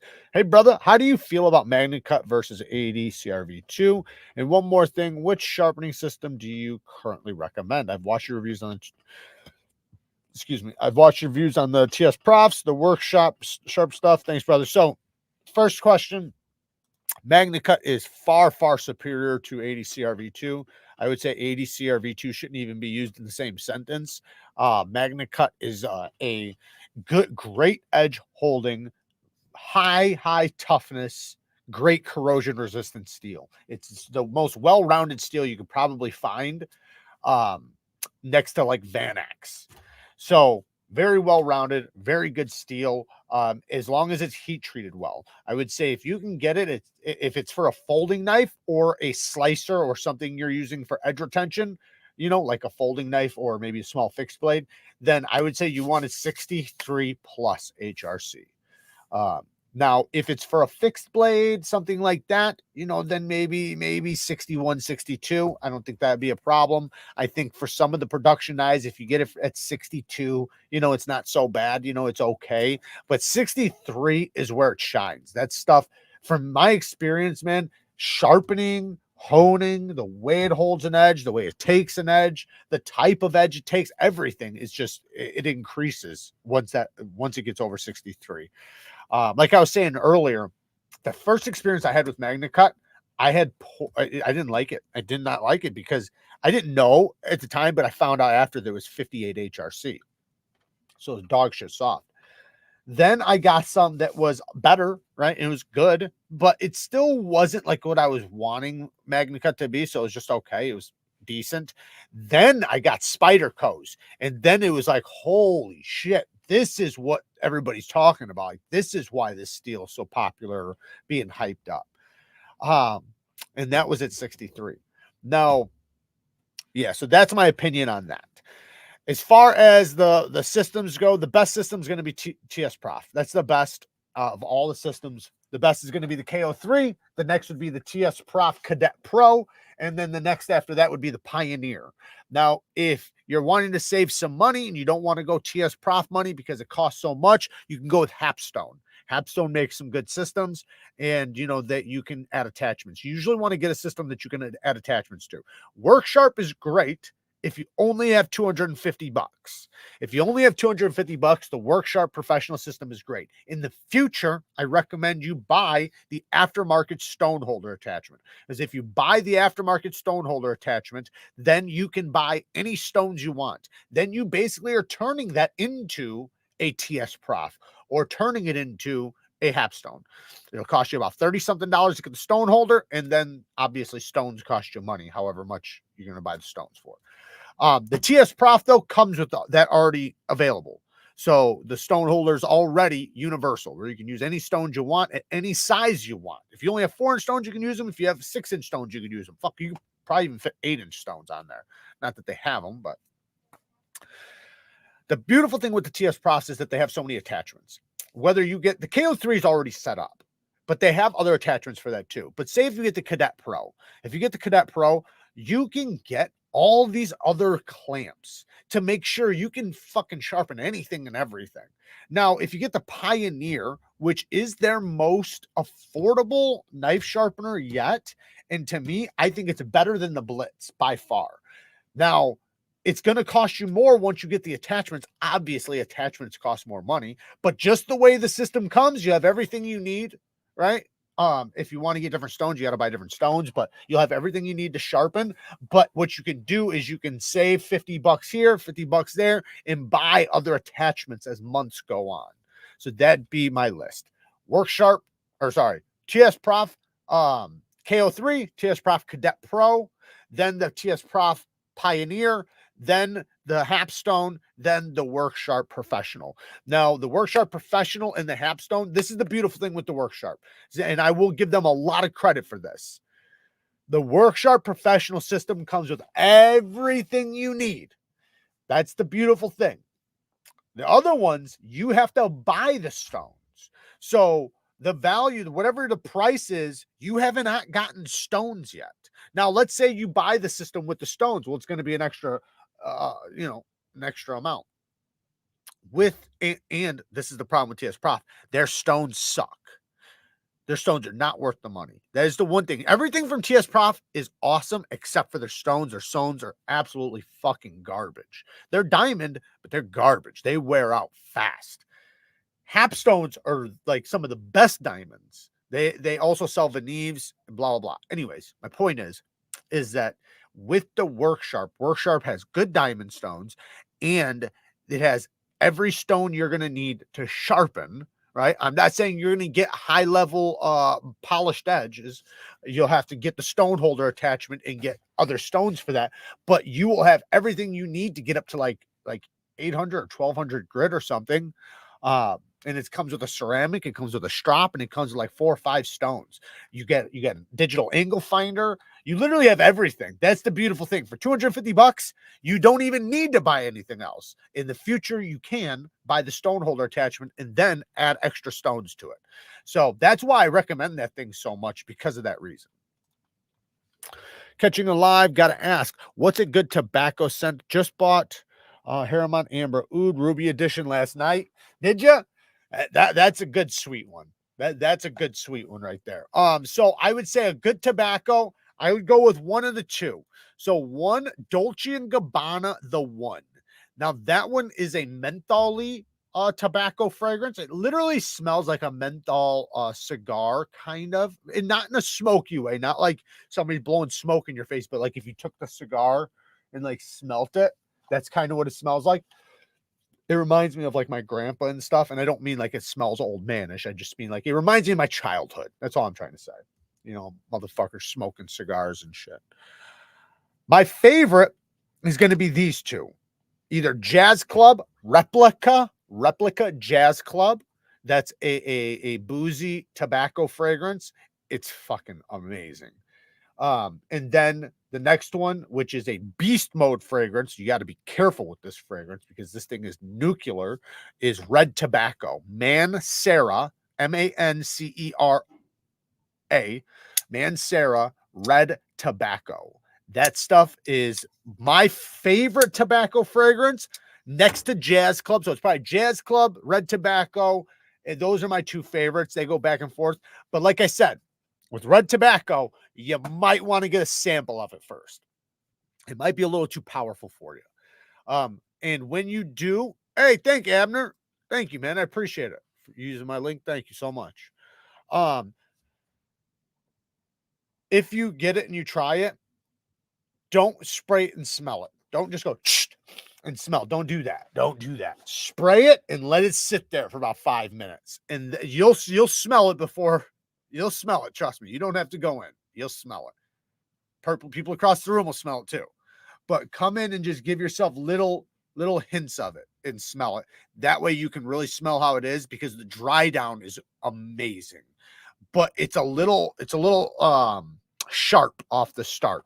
But that goes away within 5 minutes. So, and then it turns into a beautiful semi-sweet tobacco spicy fragrance. Super masculine. This is like the most masculine fragrance you can ever fucking imagine. Hey man, first time. That's one I was just reading. How does LMAX compare to VanX? VanX has a lot more corrosion resistance. That's going to be the biggest difference. They hold an edge of very similar, as long as they're both done well. How about the Wicked Edge? Okay, the reason why I don't recommend the Wicked Edge is because they have their own stones. Like the Work Sharp, like I was saying before, that when you get the Work Sharp, you can only use their stones. That's the reason. That's my biggest negative on Work Sharp stuff, is that yes, it's good because they're capitalizing on them selling their own stones, but they're not giving the buyer the ability to pick stones that they don't make. So with Wicked Edge, you can't use any other stones but the Wicked Edge stones. However, with Work Sharp, you can buy a stone holder attachment. With Wicked Edge, I don't know of a stone holder attachment for it. So I don't know of any attachments besides what Wicked Edge has.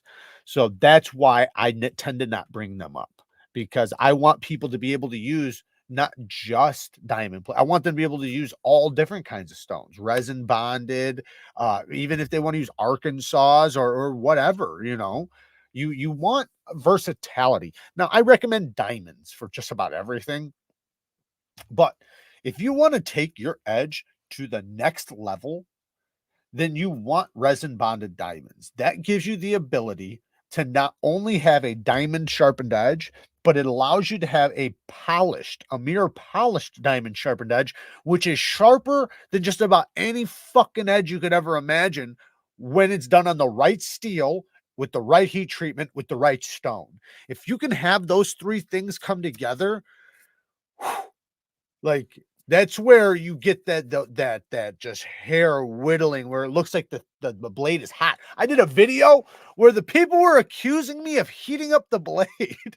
I swear to God, like, you can look through the comments. They're like, it was he melted, like they were literally saying, and they were being serious, that I was lying, that my blade was hot and I was melting the hair. That because when it hit it, like, it curled it. So to them, it looked like it melted, but it didn't. It was just that damn sharp. But those were all those things coming together. I believe that knife, that was the Spyderco Slish Buoy. I think that's what it was with CTS XHP. I think that's what the video was. I'm not 100% though. I have diamond stones on the way from Amazon right now. Should I use a liquid on them? No, you can just use them dry. If they're resin bonded, then yeah, I'd use soapy water. With regular diamond plates, you can use soapy water if you want. They will most likely last a little bit longer. I like to use them dry. And the reason why I use them dry is because one of the reasons why I love diamond plates so much is I don't have to worry about a mess. I don't have to worry about cleaning them. Not that you won't rinse them off or clean them off, but during use, I don't have to worry about flattening them. I don't have to worry about none of the bullshit. I can literally just set my knife down and start sharpening. And I like that. I like not having to soak them and, splash them and all this shit and make a mess. And, so that's why I don't. And because you don't have to. Now, what I do is I just sharpen on them and dust them off. That's what I do. Kniferights.org has an app that can tell you what's legal in your state for knives. It's a great reference to have when traveling as well. Great idea, Todd. Yeah, and also Knife Rights, you have the ability to donate to them. They are the only organization fighting for our rights as far as knives go. They go state to state. You can go on their website and see all the shit that they've done.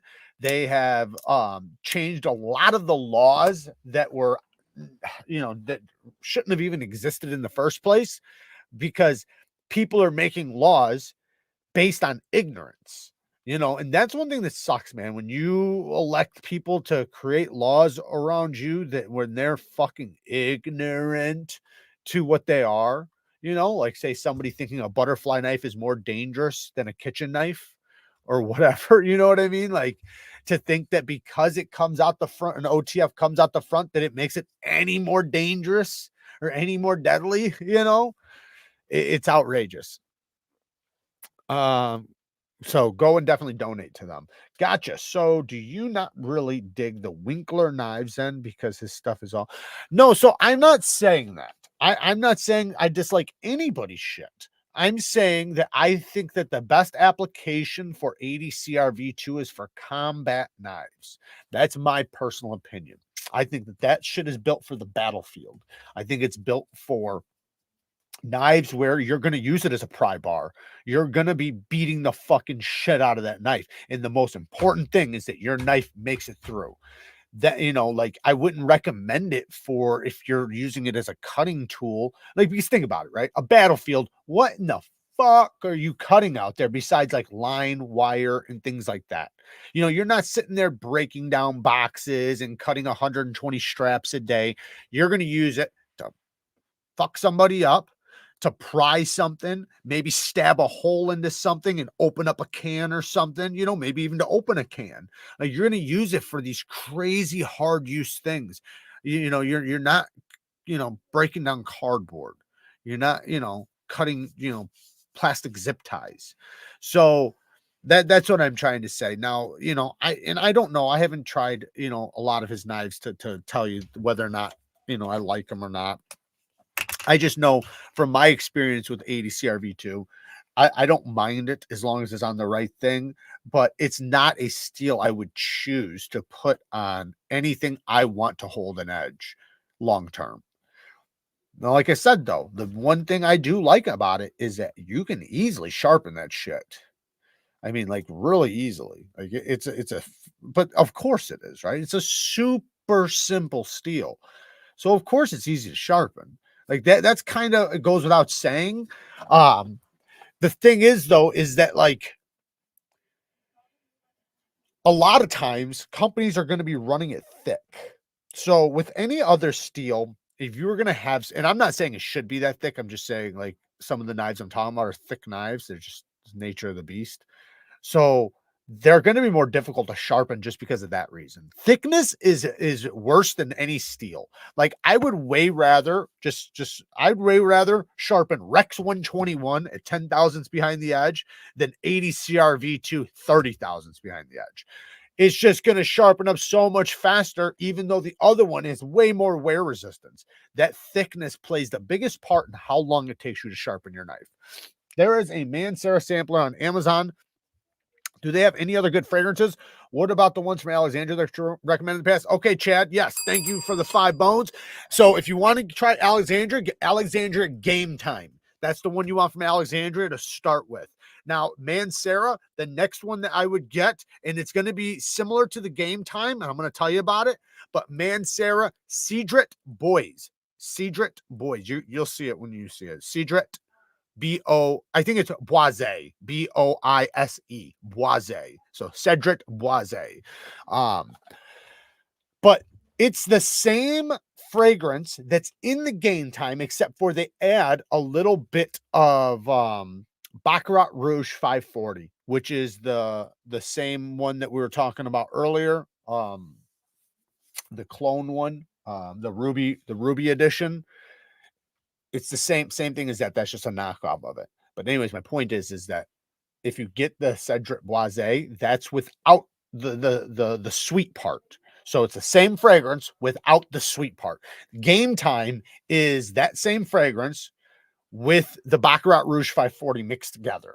That's basically what it is. So it's basically Creed Aventus and Baccarat Rouge 540, which are both $400 fragrances mixed into a bottle, but you get it for $40. And it's really high quality. Did you see the video by Sharpen's Best of him sharpening a hawkbill karambit? Look it up and show everyone if you can. All right, let me see. What is it? Sharpen's Best.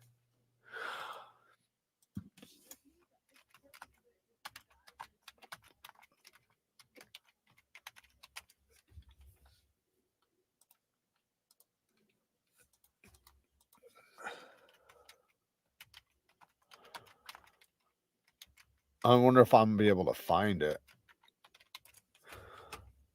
Oh, I think I found it. This is from 2 years ago, but I'm guessing this is the one we're talking about. So let's check it out. Now, I have this thing here. I'm testing it right now. I'm not going to tell you guys what I'm thinking yet because I got a nice video coming and I'm working really fucking hard on it. I'm hoping you guys watch it. Serious inside radius, 90-degree corners like this. It is so simple my way to sharpen a karambit.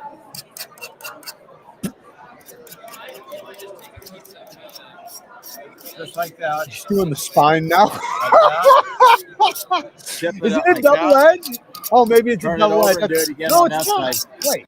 Oh, maybe it is. Oh, okay. I thought he was doing the spine. I was thinking, of course he's doing the spine. Okay, it's double And edged. if I can take my fingernail off that easy, You could do that if it was it's dull. really insanely sharp. I can do that with a dull knife. So right? for $65, the sheath and the knife, I even sharpen those. I sharpen big. For the sharpener. Huh? Oh, 25 for the longer or shorter one. They both have a bottle opener. Wow. And I'll tell you what I'll do. If you buy this for 65, I'll sell you one of these for 20. So 85, you get the sharpener and the knife. Making deals. I don't want anybody to watch this and fucking go buy that. Just don't just wait for my video. Blade HQ was out of the live wire. I don't know if they make you sign off on a statement. So it doesn't matter if you have to sign off. Sign it. Just say you're, because the one thing, the top thing is like a citizen or whatever it's called. Just click that. And it's not a big deal. But GP Knives, I think, has them right now. Otherwise, I got a rec. I got Smoky Mountain Knife Works. I've got all of them down there.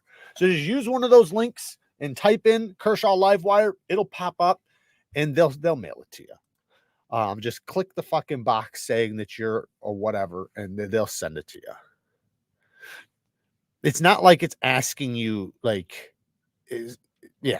don't ask any other questions. They just want you to check the box. Just check the box. How can I send you a video to hear your opinion on it? Instagram. That's the #1 way. You can email it to me, but Instagram works really good for videos. Imagine if you could only use that to sharpen your knives because some cruel person found a magic lamp and they made a wish to you to spite you. Yeah, buddy.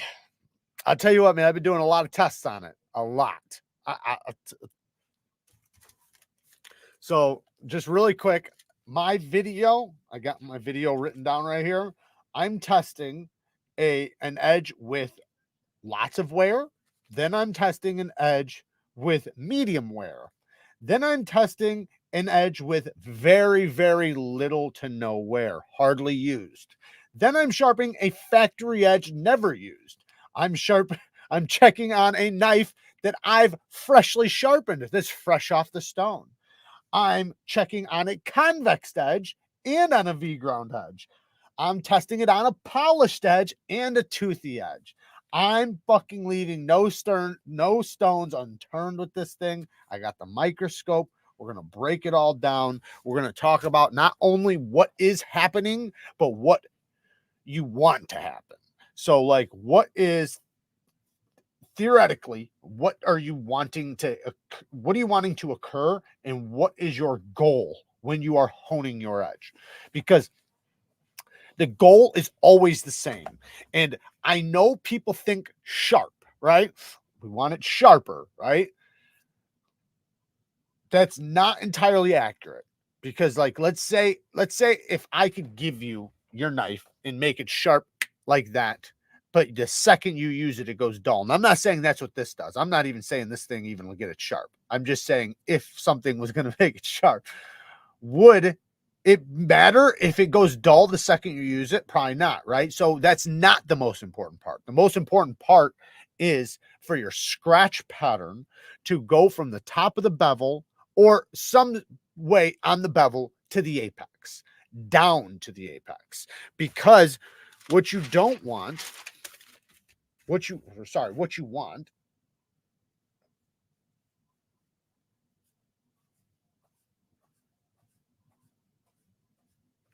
you want the scratches on your edge to be like that. This is the apex. This is the saw blade. Like if we zoomed in to, microscopically to the edge, it's going to be rougher than that, obviously, but that's the idea, right? Each scratch creates another micro serration. But you see how the scratches are going down. They're not going this way. That wouldn't make sense, right? So if we do go this way, theoretically, we can make it sharp for 10 seconds on like, say, a pull through or something like that. That's, and I'm not even saying a pull through makes it sharper, but the times when you could say, oh, it did get a little sharper, you're knocking off the very teeth you want. You're literally destroying the very thing you want, and you're making it not, it's not going to hold an edge now, right? Because if you don't have these teeth, like it's kind of like this. A serrated blade. Why do you think a serrated blade stays sharp so long? Does anybody know the reason why? I'll tell you the reason why. Now, your pocket knife's a little bit different than this, so I'm not saying this is exactly the same, but it has some similarities, right? So let's say you have a serrated blade and you're cutting your steak, you're cutting your bread, and you're doing it on a ceramic plate. How does that knife still stay sharp after cutting on a ceramic plate? Well, it's because the only piece that's hitting the plate are these little points. So those points are what's hitting the plate, but all of this is not hitting the plate. So when you start cutting these little points, even if they round off, it doesn't really matter, because they're just going to initiate the cut. And then once it gets up into here, these are going to create the cutting. You know, obviously the teeth are going to create a little bit. They're going to bite into it. But if you don't have that, and that gets all knocked off, it just, you know, it's not going to be able to hold an edge, and it's not going to have the bite that you want. It's definitely not going to work out well for stropping and shit later. Like, I'm not saying you couldn't knock a wire off or whatever, but as far as a quality edge, now I'm not saying all these little sharpening things are for quality edges. I know that's not true. They're for in the field for quick repair, right? Quick, get the job done, get home, and you can resharpen it. But it has to at least do that, right? Like you expect it to at least do that. You don't want it to be a gimmick. So I think there's plenty of I'm gonna in my video I'm gonna make sure I show how to properly do something and what I would recommend, whether it's this tool or not. You know, maybe it is. Maybe I like it. You got life built in. Can you curve our grades? Can you curve our grades? Your cutting edge on the serrations is also much longer due to the curves. That's what I said. Exactly. It's due to the curves. Right. The curves don't hit the surface because you're only hitting the peaks. Oh, if I could draw. When you go across something, that's what's hitting, just the peaks. So that's what winds up wearing down, but that part doesn't matter that it's wearing down, because the sharp part of a serration is up here. The part that never hits anything except for the food. And I'm meaning like because let's be real. Meat, vegetables, fruit, they don't wear down an edge I mean, obviously everything wears down an edge. But you know what I mean? It doesn't wear down an edge. A ceramic plate does, though. And if I took this knife right now and cut it on a ceramic plate, guess how dull it's going to go? Fast, like immediately. But a serrated blade seems to keep going. And that's how some of these companies can say lifetime warranty on sharpness, lifetime warranty on sharpness. That's the reason why. Because it doesn't matter if you're cutting on a ceramic plate, because the part that's sharp doesn't hit the plate. Their teeth and cutty part versus a straight edge only cutty part. That's not the video. The one I saw was ridiculous. It was a folder Milwaukee karambit. Can you try it again? Yeah, I'll try it again. I think we might have. Oh wait, I don't think this is it. But I'm gonna we're gonna watch this one. Okay, so we have a different one. Let's go to it. Hi, Brad Buckner here, sharpensbest.com. I feel bad because I know this guy's probably worked really hard on this, and I don't want to be a dick. I hate even, you know, criticizing, you know, a guy trying to make a business in the USA or anything like that. And I truly hope that I'm able to say very nice things about this product. We're going to check out some knives that we bought. You know, karambit, K-A-R-A-M-B-I-T, karambit. We get questions all the times about. Fast forward. So I sharpen like that. Then I'm going to turn it a little bit. I'm going to turn the knife a little bit up like this. And now I'm just going to slide it like this. I don't even notice there. Oh, wait a minute. What did I do? I never forget to see how sharp the knife is, but I sure forgot this time. All right, let's go back and check and see. That's not too bad if I slow down, kind of help. Oop, tore the paper. It's not overly sharp by any means. You have to kind of coax it along. So now we're going to sharpen it and see. So we take it like this. What did he just do? We'll slide the knife along this, excuse me, the sharpener along like this. I see the blade shining more and more and more like that. If it shines too much on the cutting edge, you need to tip the sharpener down. If it shines too much on the heel, I'm gonna then you remember need to tip it up a tiny bit. I'm going to remember that he said that. When you see the knife shine parallel all the way across, you know you got the bevel matched perfectly. Now right in from the end, okay, you're going to notice that from the center to a line across from the point to the hilt back here, there'd probably be about 1/4 of an inch. This is going to slide all the way across that 1/4 of an inch like this. So in other words, I don't notice it even happening. Now, if that was a round object, you got to poke at it, poke at it, poke at it. If it's flat, good luck with that. Because the genius of my sharpener is actually an outside corner, 90-degree corner, I can get into things that almost nobody else can. So an inside radius, it just follows the radius just like that. Slide it right along, set it down, slide it, pick it up, move it, set it down, slide it, pick it up, move it. When I bought mine, I don't know, you know, maybe it was a mistake, but mine did not come with any directions. It came with nothing. It literally was just the sharpener. So it leaves you wondering, like, am I supposed to use the corner? Am I supposed to use the flat part? Am I supposed to try to do the entire bevel? Or am I just supposed to do the apex? These were all questions that I had. And I just said, I'm just going to test everything and see what works and what doesn't. You can work on just the tip, or you set it down and work on the tip with a little more pressure, just like that. Only knives that are kind of dull do I actually add some pressure to. So just like this, and we flip it over, and I'm going to speed it up and get to work here now. This would be real time, about 90 touches a minute. So if the blade was flat, the bevel is up. You match the bevel like this, turn it approximately 38 to 45, 46 degrees, and brush along like that. Again, you can set it down like this. Oop, I got an itch. And just like that, and go right on out and drop it off the tip. Move along pretty fast. The blade shines all the way across, so I know I got the bevel matched. Just like that. Now, we're going to take it and touch it back and forth. So theoretically, right? I know I have the tester, and you guys are going to watch the video, so it's not that big of a deal, but theoretically, this wouldn't make sense. And the reason why is because, like we were saying before, when you sharpen, regardless if you're sharpening on a belt, if you're sharpening back and forth, if you're sharpening at an angle, which is the way I prefer at an angle, because then your serrations or your grit pattern goes at an angle, and it's the direction you cut. But like, say factory edges are always straight up and down. Nothing wrong with that. That's perfectly fine. The thing is that they still have the micro serrations going down to the apex, from the top of the bevel to the apex. When you hone, same thing. When you strop, same thing. All those things apply the microscopic teeth, or reapply, or tune up, or fix, finish, whatever, those teeth.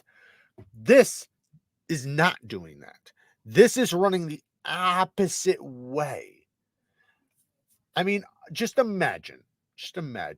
Like, and I'm not saying they're identical, exactly the same, but think about taking a serrated blade and taking just a hunk of metal the size of a 2x4 and fucking running it down the sides of your serrations. Like, what good is that going to do? Yeah, you might knock them off and you might create some sort of V with a bunch of loose fibers of metal hanging off, but that doesn't mean it's going to be quality. It doesn't mean it's going to be sharp. It doesn't mean it's definitely not going to be sharper. But you know, hey, maybe everything I think is wrong and I'm going to learn a little bit. I quit in about 1 minute's time. That might have been a little bit more, but the actual time of sharpening is probably about a minute. So let's see what 1 minute did for that knife, or approximately. That's nothing changed. 5 times sharper than it was. No, it's not. That's crazy sharp right now. Nothing changed. We are going to see if we can make it a little bit sharper, but you can see one thing, nothing changed. And the reason why nothing changed is because he didn't hit the apex. If you remember when he said if it's shining at the apex, that to lean the thing back. Well, think about that. He was hitting the apex and he didn't like that, which is exactly your intention. Because think about it. If you doesn't matter what you do, if your scratch pattern or whatever you're doing doesn't hit the apex, it doesn't fucking matter. Right? Like if I take the back of my blade and scratch it across the stone, it doesn't make the edge sharper. Right? You have to hit the apex. The back of the bevel does not count. The middle of the bevel does not count. It's still not going to hit the edge or the apex. So you have to hit that apex. Now, that's the one part, like maybe he was saying don't micro bevel it. Maybe that's what he was trying to say. Maybe he was trying to say try to hit the entire bevel. But it's just not likely. It's not likely that you're going to be able to hit a perfect angle going across that thing like that, and it hit from the top of the bevel to the apex. It's just not likely. And the next thing is that with a sharpened edge, there's grit.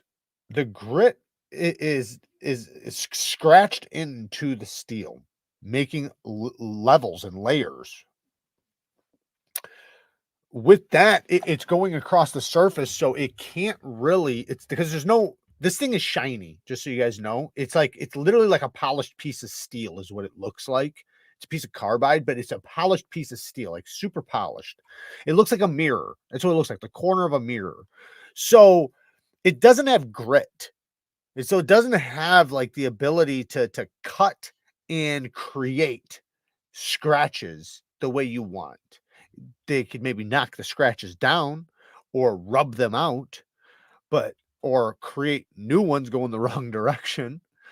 Anyways, I just slide the knife through the paper like that. No. That's sharp. Oops, we'll have to pick that one up. So we're going to spend a little bit more time, and I'm just going to touch it softer and softer. Notice how everything kind of balances. I don't put a lot of pressure. I never put my finger up here like this. There's a little bit of a round right there. There's also Sharp and Spark, a little bit of a logo right there. My finger and thumb, I capture it with my kind of, like the one thing that makes me fully disbelieve anything he's saying right now is this thing right here. Can you guys see my mouse? Can you guys see my mouse? I don't think you guys can.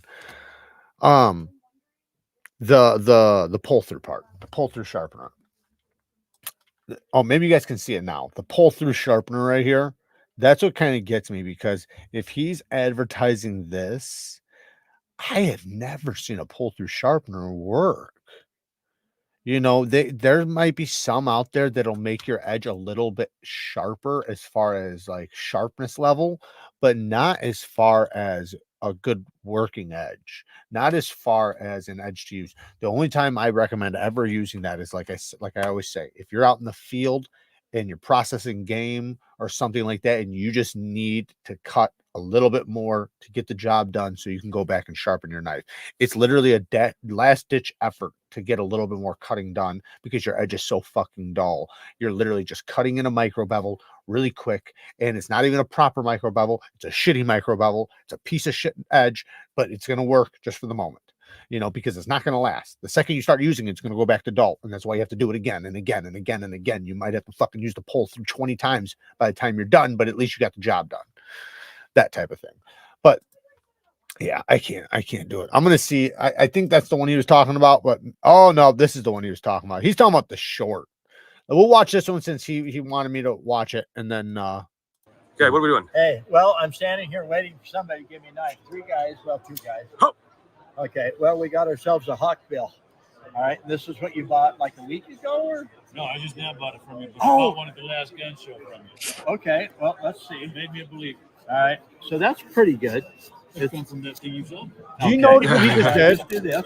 He's literally making it seem like it's not like he should have first tried to just push through it, or you know, just like here. Let me just show you what I mean. I can do this too.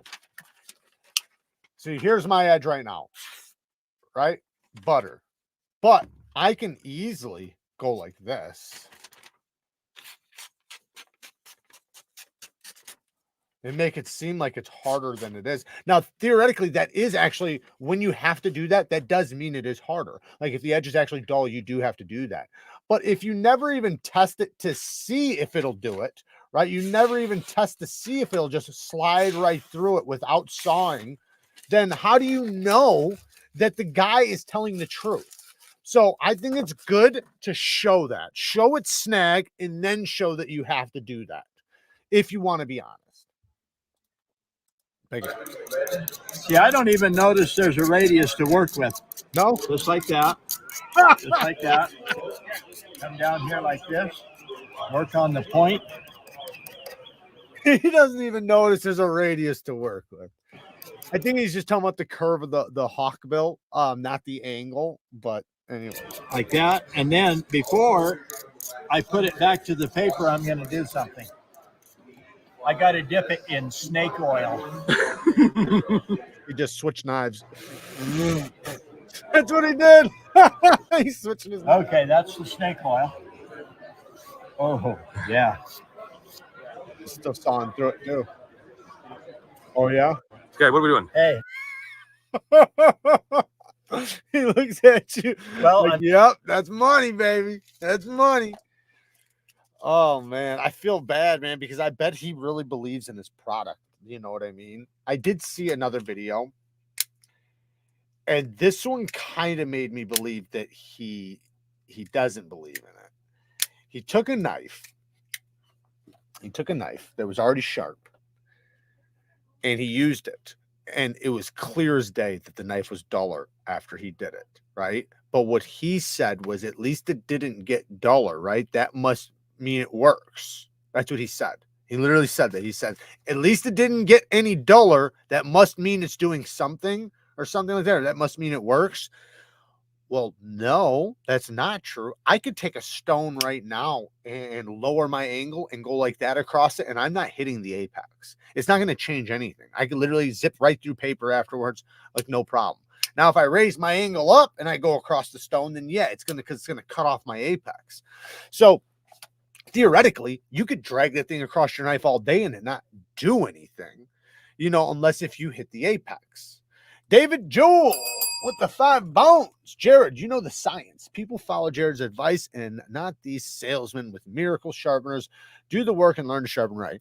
Very true. Very true. And you know, why don't you use snake oil? Right? That's what I'm missing. That's what I'm missing. I'm going to start calling my soapy water snake oil. But yeah, just learn.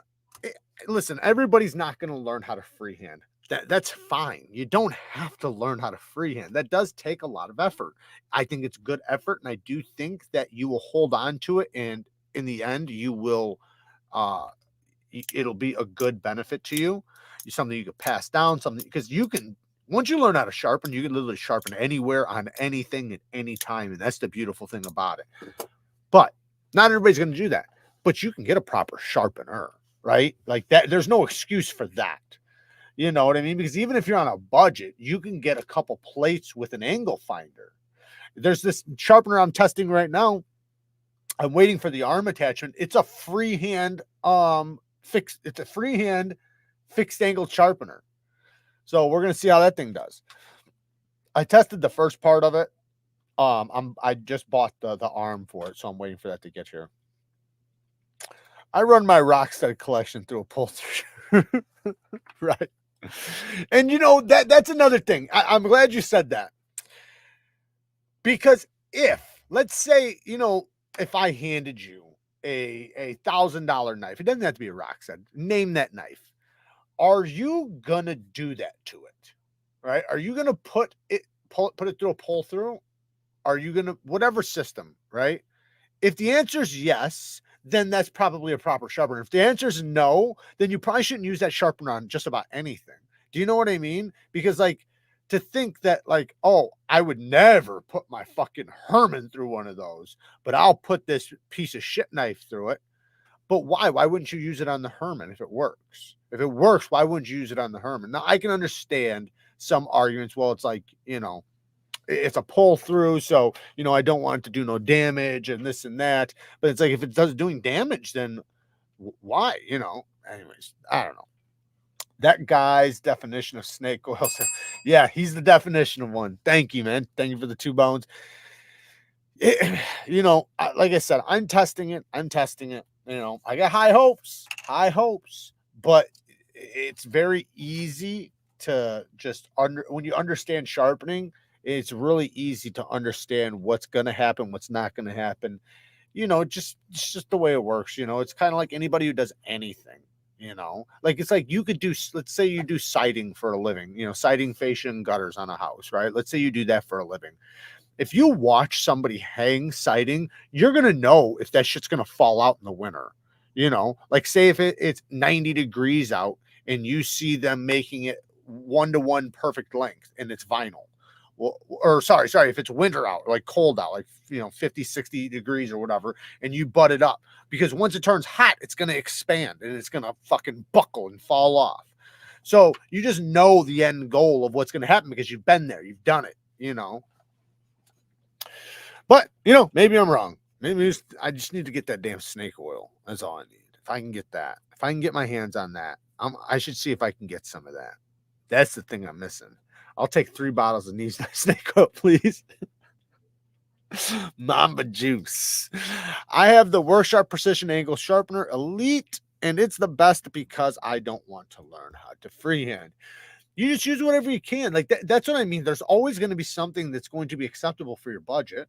You know, you just got to figure out what's going to work for you for your budget, and, you know, and go with it. But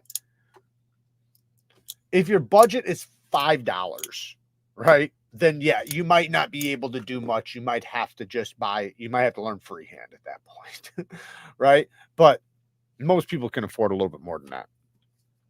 $19.99 ingredients, soap and water.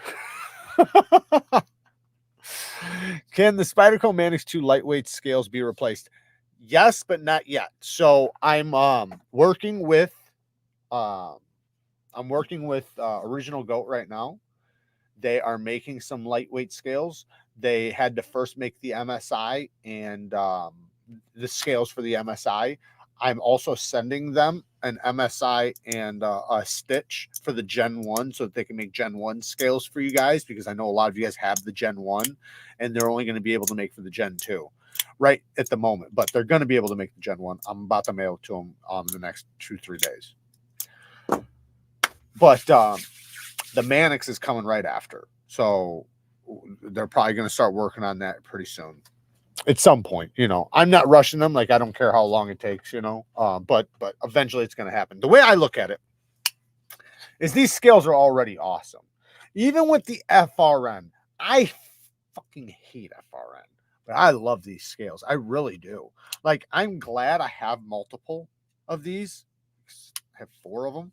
So I can get one with scales, one without, you know, I can give one away, give a couple away, and still keep 2, you know, and have one with a scale, one's without. But I definitely want one with the FRN. So the way I look at it is like, let's say it takes 6 months for them to make one. I don't care. I'll stick with the FRN till then. Story time. All right, let's get to story time. So let's not tell something sad. Let's tell something good. All right. Well, we'll tell some. This is a quick one. So, this is my brother, my best friend, the one that passed away. When we were kids and we first met, because we met when we were little kids, very very young. My dad, was a bit outrageous to introduce to certain people. Like my sister, man, she was so embarrassed to bring her girlfriends around or anything like that, as my dad would do some fucked up shit. Anyways, and I usually had to warn, even up until he got hurt, like my dad, I'd have to warn people walking into the house. Like I'd bring like 3 or 4 friends over, like, hey, listen, this is what's going to happen. This is what he's going to probably say to you. Like, and I'm just telling you, he's going to fuck with you. He's going to do this. He's going to try to sleep with your mom. He's going to ask you to sit on his face. He's going to say some fucked up shit. Just telling you right now. And if it was a guy, I'd tell him he's going to test you. So you better be prepared. And you might end up leaving with an ass whooping, just because that's happened before. So you'd have to warn people. Anyways, my best friend, we just met. We've known each other a couple months, maybe not even that long, because we're little kids. We went to school together and stuff. And he's meeting my dad for the first time, like I said, we're really little. And my dad comes, he says something like, what you girls doing? That's what he said. What you girls doing? And Andrew says, we're not girls. And he goes, oh yeah, prove it. And Andrew is like, he knew right there what that meant, like pull out your dick. And he says to my dad, you prove it. My dad whipped his dick out so fucking fast. So then now Andrew's so embarrassed. He's red in the face. Like he's not going to whip his pants. We're little kids, so you don't want to pull your little wiener out. So he's terrified. So terrified. Like, fuck, man, what did I get myself? He just ran right into that one. But when you're a kid, you don't know. So yeah, that was like the start. But their relationship was great, my whole life. And, he was one person that understood my dad, from, a real deep perspective, because he had been around him his whole life. But yeah, it was weird, man. I had friends that wouldn't even come over to my house, like people that were like scared, because he would do weird shit. He'd do crazy shit. But yeah, maybe next week I'll tell a story of how he passed away. I don't know if I've told that one yet or not. Green Bay just missed a field goal, 21-1. Will the native 5 have as good FRN? Yeah, I mean, all their FRN is pretty good. The only one that I like, the Dragonfly, is flimsy, but it's because it's so small. Like it doesn't have the ability to really be thick. These are thick, like so. They don't even have liners. No, there's no liners at all, but they're just thick and robust. So even though I can flex it, that's a lot of pressure to flex that. When you squeeze it, you don't feel it pinching you or nothing. It's just very rigid. So I think it's about the toughest you can get for the lightest you can get. Like when you're talking about toughness for weight ratio, I don't think you could beat these FRN scales, because when I look at like the Hogue Deca or the Benchmade Bug Out in their FRN, I can squeeze it so easily. When I'm using it, it pinches me. Like I remember that was the one thing I hated about the Deca when I was using it. It was pinching me trying to use it, because I would squeeze it and the scales would pinch me. These aren't like that. These, it feels tough, but except for it's like it's so lightweight that it blows you away. It's kind of a weird feeling, because you don't expect a tough knife to be so light. And I'm not saying it's indestructible or anything, but it's a solid user.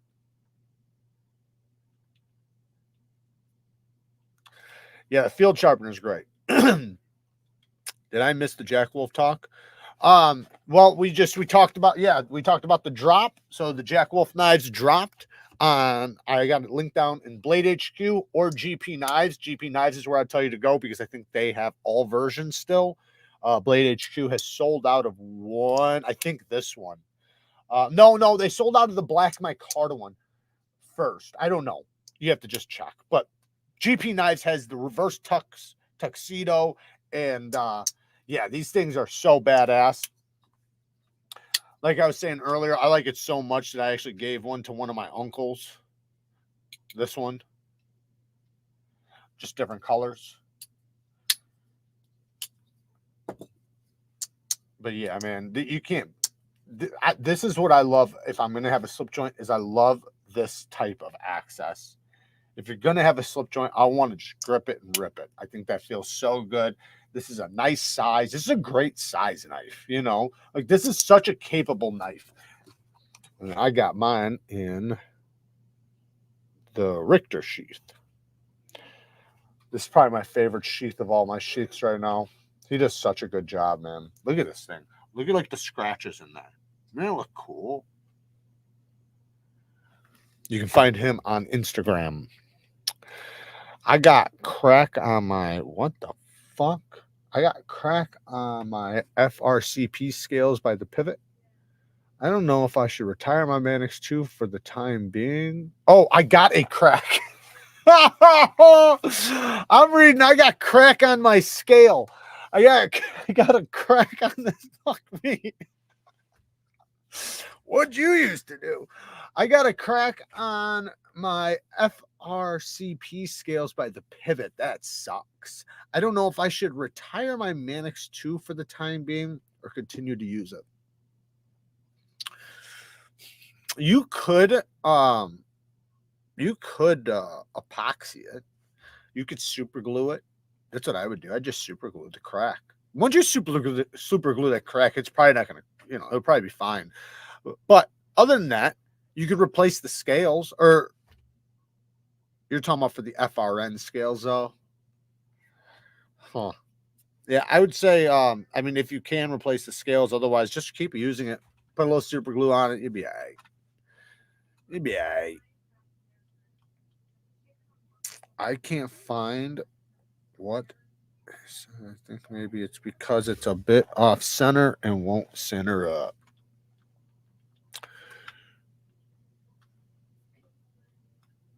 You should run for president of the knife industry, tell the truth.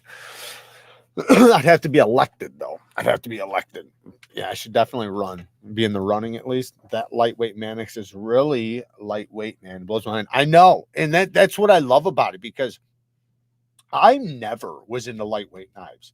Like, the first 2-3 years of me being, you know, having the channel, because I've had the channel for technically 4 years now, but really I've been on it for 3, because the first year I just kind of messed around. So for 3 years, but I was in the community before that, right? I obviously got in the community before I started a channel, right? Anyways, my point is that for the first couple of years of me being in this community, I didn't even like lightweight knives, because I felt like they were cheap. I felt like they were cheap, flimsy, and we all do this, right? We all grab something and kind of put a price tag on it based on the weight and how it feels. Now, I'm not saying if something is heavy as a tank that it's going to feel expensive, but if it has a little bit of weight, you know, and everything else feels good, it feels superior to something that's just like paper light, right? But that's not the case for knives, right? Now, and sometimes it is, but not always. But in this case, this is a solid knife that it just blows your mind how light it is, and it doesn't really make sense. So it kind of makes you feel like, when I first grabbed a Manix lightweight, the first time I got to try one, I felt like it was like a toy. But then I continued to use it, and it was S110V. That was from Outpost 76. He sent it to me. It was my first time ever even trying a Spyderco. And I think he sent me a PM2 and a Manix. Anyways, a Manix lightweight. And I fell in love with it. I fell in love with it because I didn't beat on it or anything, but he let me test it and stuff like that. So it's something I really enjoyed while I had it. And I kept thinking about it. Ever since I sent it back, I kept thinking about it, like month in and month out. And I didn't buy one for ever. But finally, I wound up finding my way back, and I realized that what I was thinking at the time was true. Because you know, if it's been a long time, you kind of think like, maybe I just didn't know what I was thinking. Maybe I just didn't know what I was talking about. You know, maybe I just liked it because of whatever reasons. Because before that, I hated lightweight knives, you know, so it was my first experience liking a lightweight knife. But then, you know, I got it back again. It's like, oh shit, yeah, all these thoughts I keep having about this thing being so dope. It's because it is dope. Only crew I have is Benchmade Mini Adonis, but I like the steel. Yeah, that's one I don't have, man. I need an Adonis. I'd like to get one in the collection. They're pricey though, man. They're fucking expensive. But yeah, I want to get one of those too. I've always wanted one, whether it's the full size or the mini. I like them both. If it's too expensive, whip out the price whacker. This is the way. That's what I'm gonna say next time I'm in Walmart or something, or wherever the fuck I go, Home Depot or something. Hang on a second, let me pull out the price whacker. I think a knife that's going to have lightweight scales, it has to have a lightweight blade, which is why the Manix is so great for that. That's why I got G10 for my Griptilian. I got my Carta for my Griptilian, but you know, I had the FRN. You know the one cool thing about the FRN though, the full size one, not the small one, the full size one, that is like the loudest thwacking knife. Have you guys? I'm sure a lot of you guys have the regular, the base model for the Griptilian with the sheep's foot blade. I almost want to put back on my scales because that fucking thing, it thwacks like it's like an echo, like it almost rings your ears. It's so loud. And once I changed my scales to my Carta, that went away. That doesn't do it anymore. Now mine's quiet. But it used to be like bang or like pop. That's what it sounded like. It was just like a loud pop. For sure, Jared, the full-size grip is super clacky. Yeah, I liked it though. I loved it. This thing is, it's clicky, but it's not clacky. I almost want to put them back on. Rings your ears like that. Exactly. Bell ringer. I love the noise of the Griptilian. I know exactly what you're talking about. I'm actually missing it because I always loved that. Like I used to love just like even popping it out in a video. You're whack. Jay Fisher has the best nice website ever. They are expensive. Got mine in the SHOT Show exclusive for the same as normal price. Why are they cheaper at blade shows? Are they more affordable at blade shows? Because I know some knives are that way. Some knives do run more affordable at blade shows. And you can kind of negotiate sometimes a little bit. There's a difference between clicky and clacky for sure. Yes, sir. Jared, break out the leverletto to get your clack fix. I've been doing that already. It was kind of like that, but like 5 times louder. That's actually kind of what it sounded like, but like I said, 5 times louder. One of the hardest ones, decent amount on secondary, but probably hardest at Jack Wolf to get. Which one? My Carta claimed that the click on my PM2. Only Spyderco calls it the lightweight. Hogue, Cold Steel, and others use it as well. Remember, 5CR is the same as 4116. Is that's the same as that? I'm glad you said that. I was looking at a knife earlier in 4116, and it scared me. It scared me, and I said, I don't know about that. It's hard. It sounds pretty sus, starting with a 4. So I'm glad you said that. I think it was a CRKT. I was looking at a little fixed blade. The Gunslinger. Oh, the Gunslinger. You think that one's hard to get? Yes, it is. It is hard to get. Maybe some more will be dropping at some point. In the not so far future. I got the Frag Tie original at Blade for like $90. And the tie boker quake and button lock for like 180. It goes for 214 right now.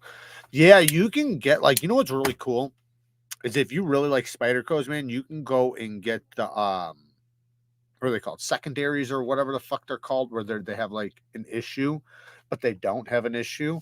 I seriously never figured out what mine was, and I went through it with a fine-tooth comb. It was centered, the lockup was solid, the heat treat felt good. I couldn't figure out what the hell was the problem, but supposedly it had something so that they were selling it for $80 instead of $190 or whatever. $100 off, I'll fucking take it.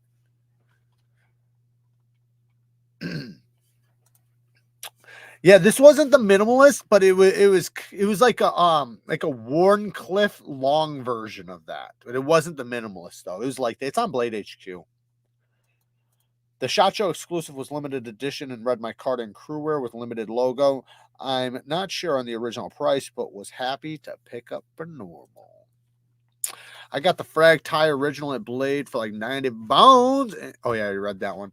Yeah, see, and that's one cool thing. There's a lot of companies, you know, especially some of the smaller ones where you can kind of negotiate a little bit. Even some of like the USA made ones, you know, like if they're not like a huge company, you can negotiate a little bit. You know, like say if they say it's $315 or $330, and you're like, hey man, I got $300, they'll probably give it to you. Factory second. Thank you, Dennis. I'm definitely saving up if there's going to be another gunslinger drop. Thanks for the tip. Well, I didn't say anything. I didn't say there was. I said there, you know, it's a possibility. Everything on the second was perfect, but it looks like they burnt the tip a little. Warny little native. Maybe that's what it was. You know, I with mine, I couldn't tell.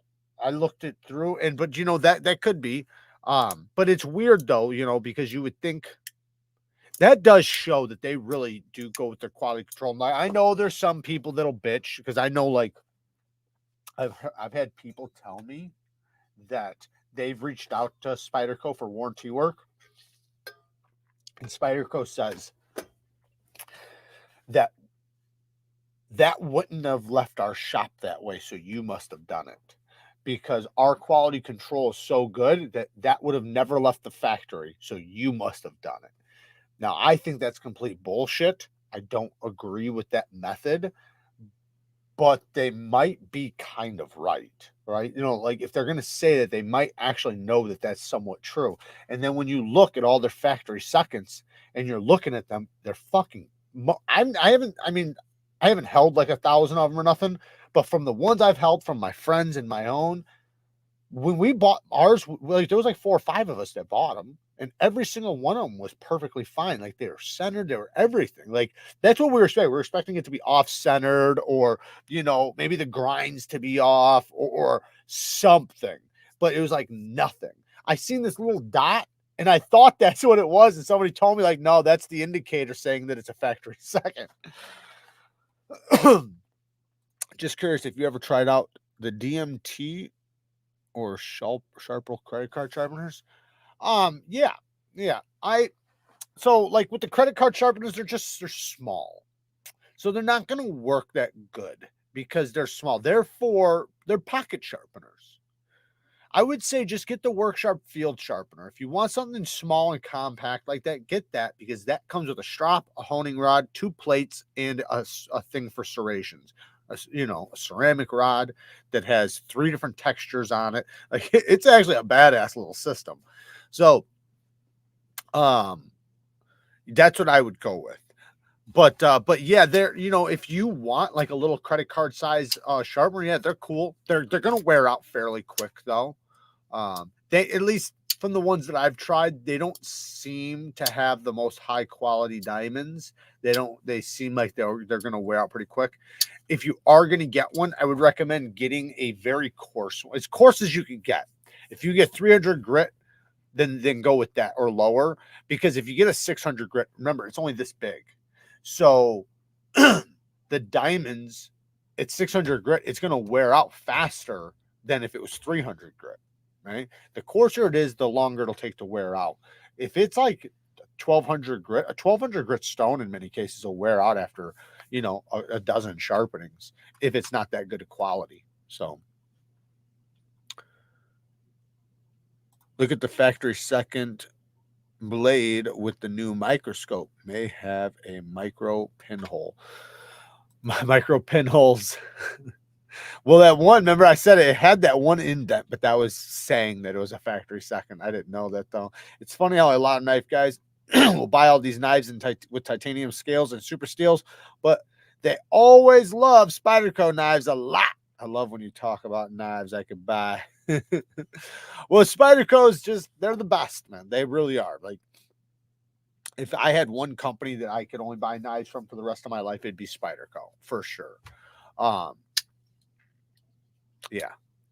Now, that doesn't mean I want to be limited to them, right? But they do the best heat treatment for production. They have, in my opinion, I don't think they're priced bad. I think their price is good.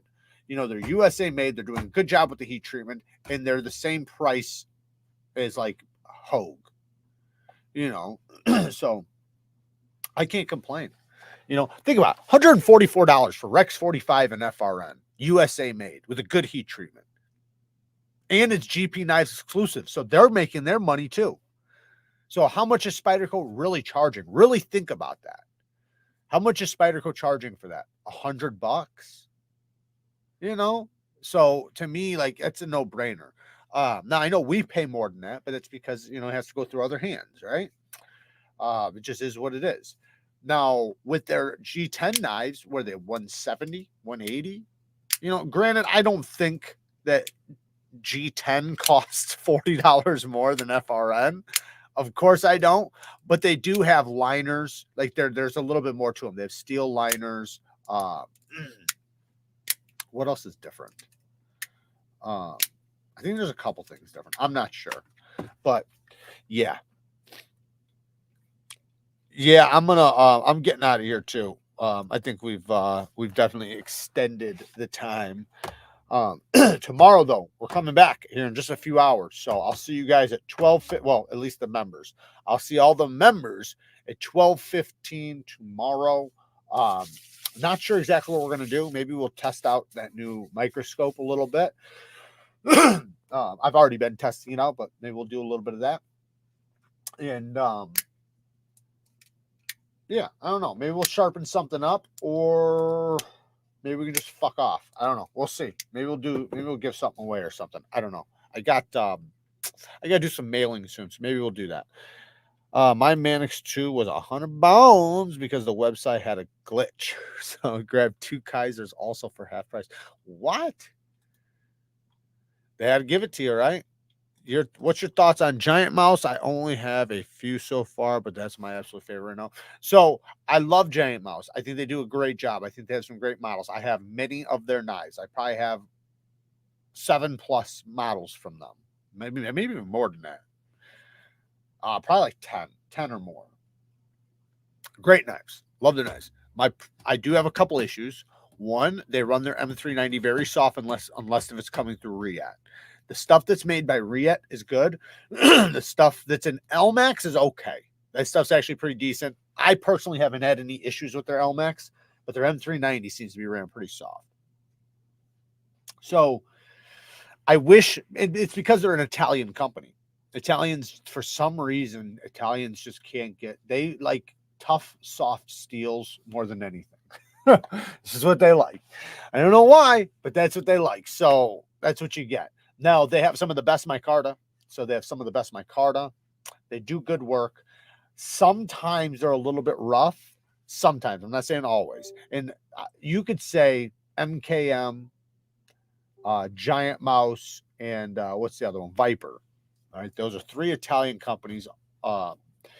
They all are pretty similar. I'm pretty sure they're made in the same factory. Sometimes, and I'm not saying all models are like this. I do think this has to do with the company and their expectations of the OEM. But I think sometimes they make them cut corners because I have seen some little things that are questionable inside the knife that you can't see until you take it apart. That being said, Giant Mouse, great company. Love what they're doing. Wish they'd up their HRCs on some of their steels. Start doing that a little bit better. Make sure that they keep doing lock bar access on knives. Do not do good lock bar access on your knives, especially knives the way they do them. But they have a bunch of knives that they've done a really good job with, but that new Atelier sucked. But yeah, I have one coming right now. I have the Biblio, the large Biblio on the way, and I recommend it already because I tried it at Blade Show and I fucking loved it. Thank you, Todd. Yes, check out Polish Custom Knives. You know, the guy earlier asking about the $1,000 knife in Magna Cut, I don't know why I didn't tell him to use my Polish Custom Knives link. Damn it. What's up, Neeves? Got the Vision FG. Obviously, I fidget with it all day, but my spring is loosed. Is it safe to pull the spring to make it bigger? Yes. Yes. You can take it out. Don't stretch it really far. A little goes a long way. Always remember that anytime you're doing any sort of adjustments. So if it's a liner lock, same thing. If it's a frame lock, same thing. If it's a button lock, if it's this type of lock, like say with a liner lock, you know, the spring is the lock bar, right? I don't have a liner lock sitting here crying out loud. There's a frame lock, right? This is the spring, right? So, you know, the way you bend it, if it's getting soft or getting lock rock or something, or blade rock, not lock rock, blade rock, then you're going to want to strengthen the lock bar a little bit. Now, say in your instance, it's getting light, which those come light. So, yes, the tension will help. You could replace the spring. You could stretch it. But the groove of which creates the detent is what's soft. So that's what I said on the first Vision, the Vision R. I said that was one of the issues. Seemed like they did a little bit better job with the FG, but it's also because you use thumb studs. But yeah, stretch the spring. It'll get stronger. It will. But just remember, a little goes a long way. Always do it a little bit at a time. Remember, you can always stretch more. You can also push it back, but you don't really want to stretch and push. You'd rather stretch it and get it where you want it and then leave it. So you can always take it back apart and do it again. Silly question, but I've never done this. How to become a member? It's in the description. If you go to the description and scroll down, you'll see become a member. Or you can just look next to the subscribe button on the home page. So if you let me go to my homepage. I can't see it because I'm obviously the channel creator or whatever. But if you go to my homepage, which is just, you know, my channel page, it should be next to the subscribe button. If you don't see it, use another device or just go into the description and click the description. I can show it to you really quick. So if you look, here's the channel. I'm going to just click on the live. I'm going to pause it really quick. So if you pause, if you go down here in the description, you'll see all of this, and then join our membership. Can you guys see that? Yes. So you scroll down to right here. Join our membership to learn knife sharpening and more. Just click that. That's how you do it. Why don't you care about Spyderco's plunge grinds? Because they're not bad. So the thing with the plunge grind is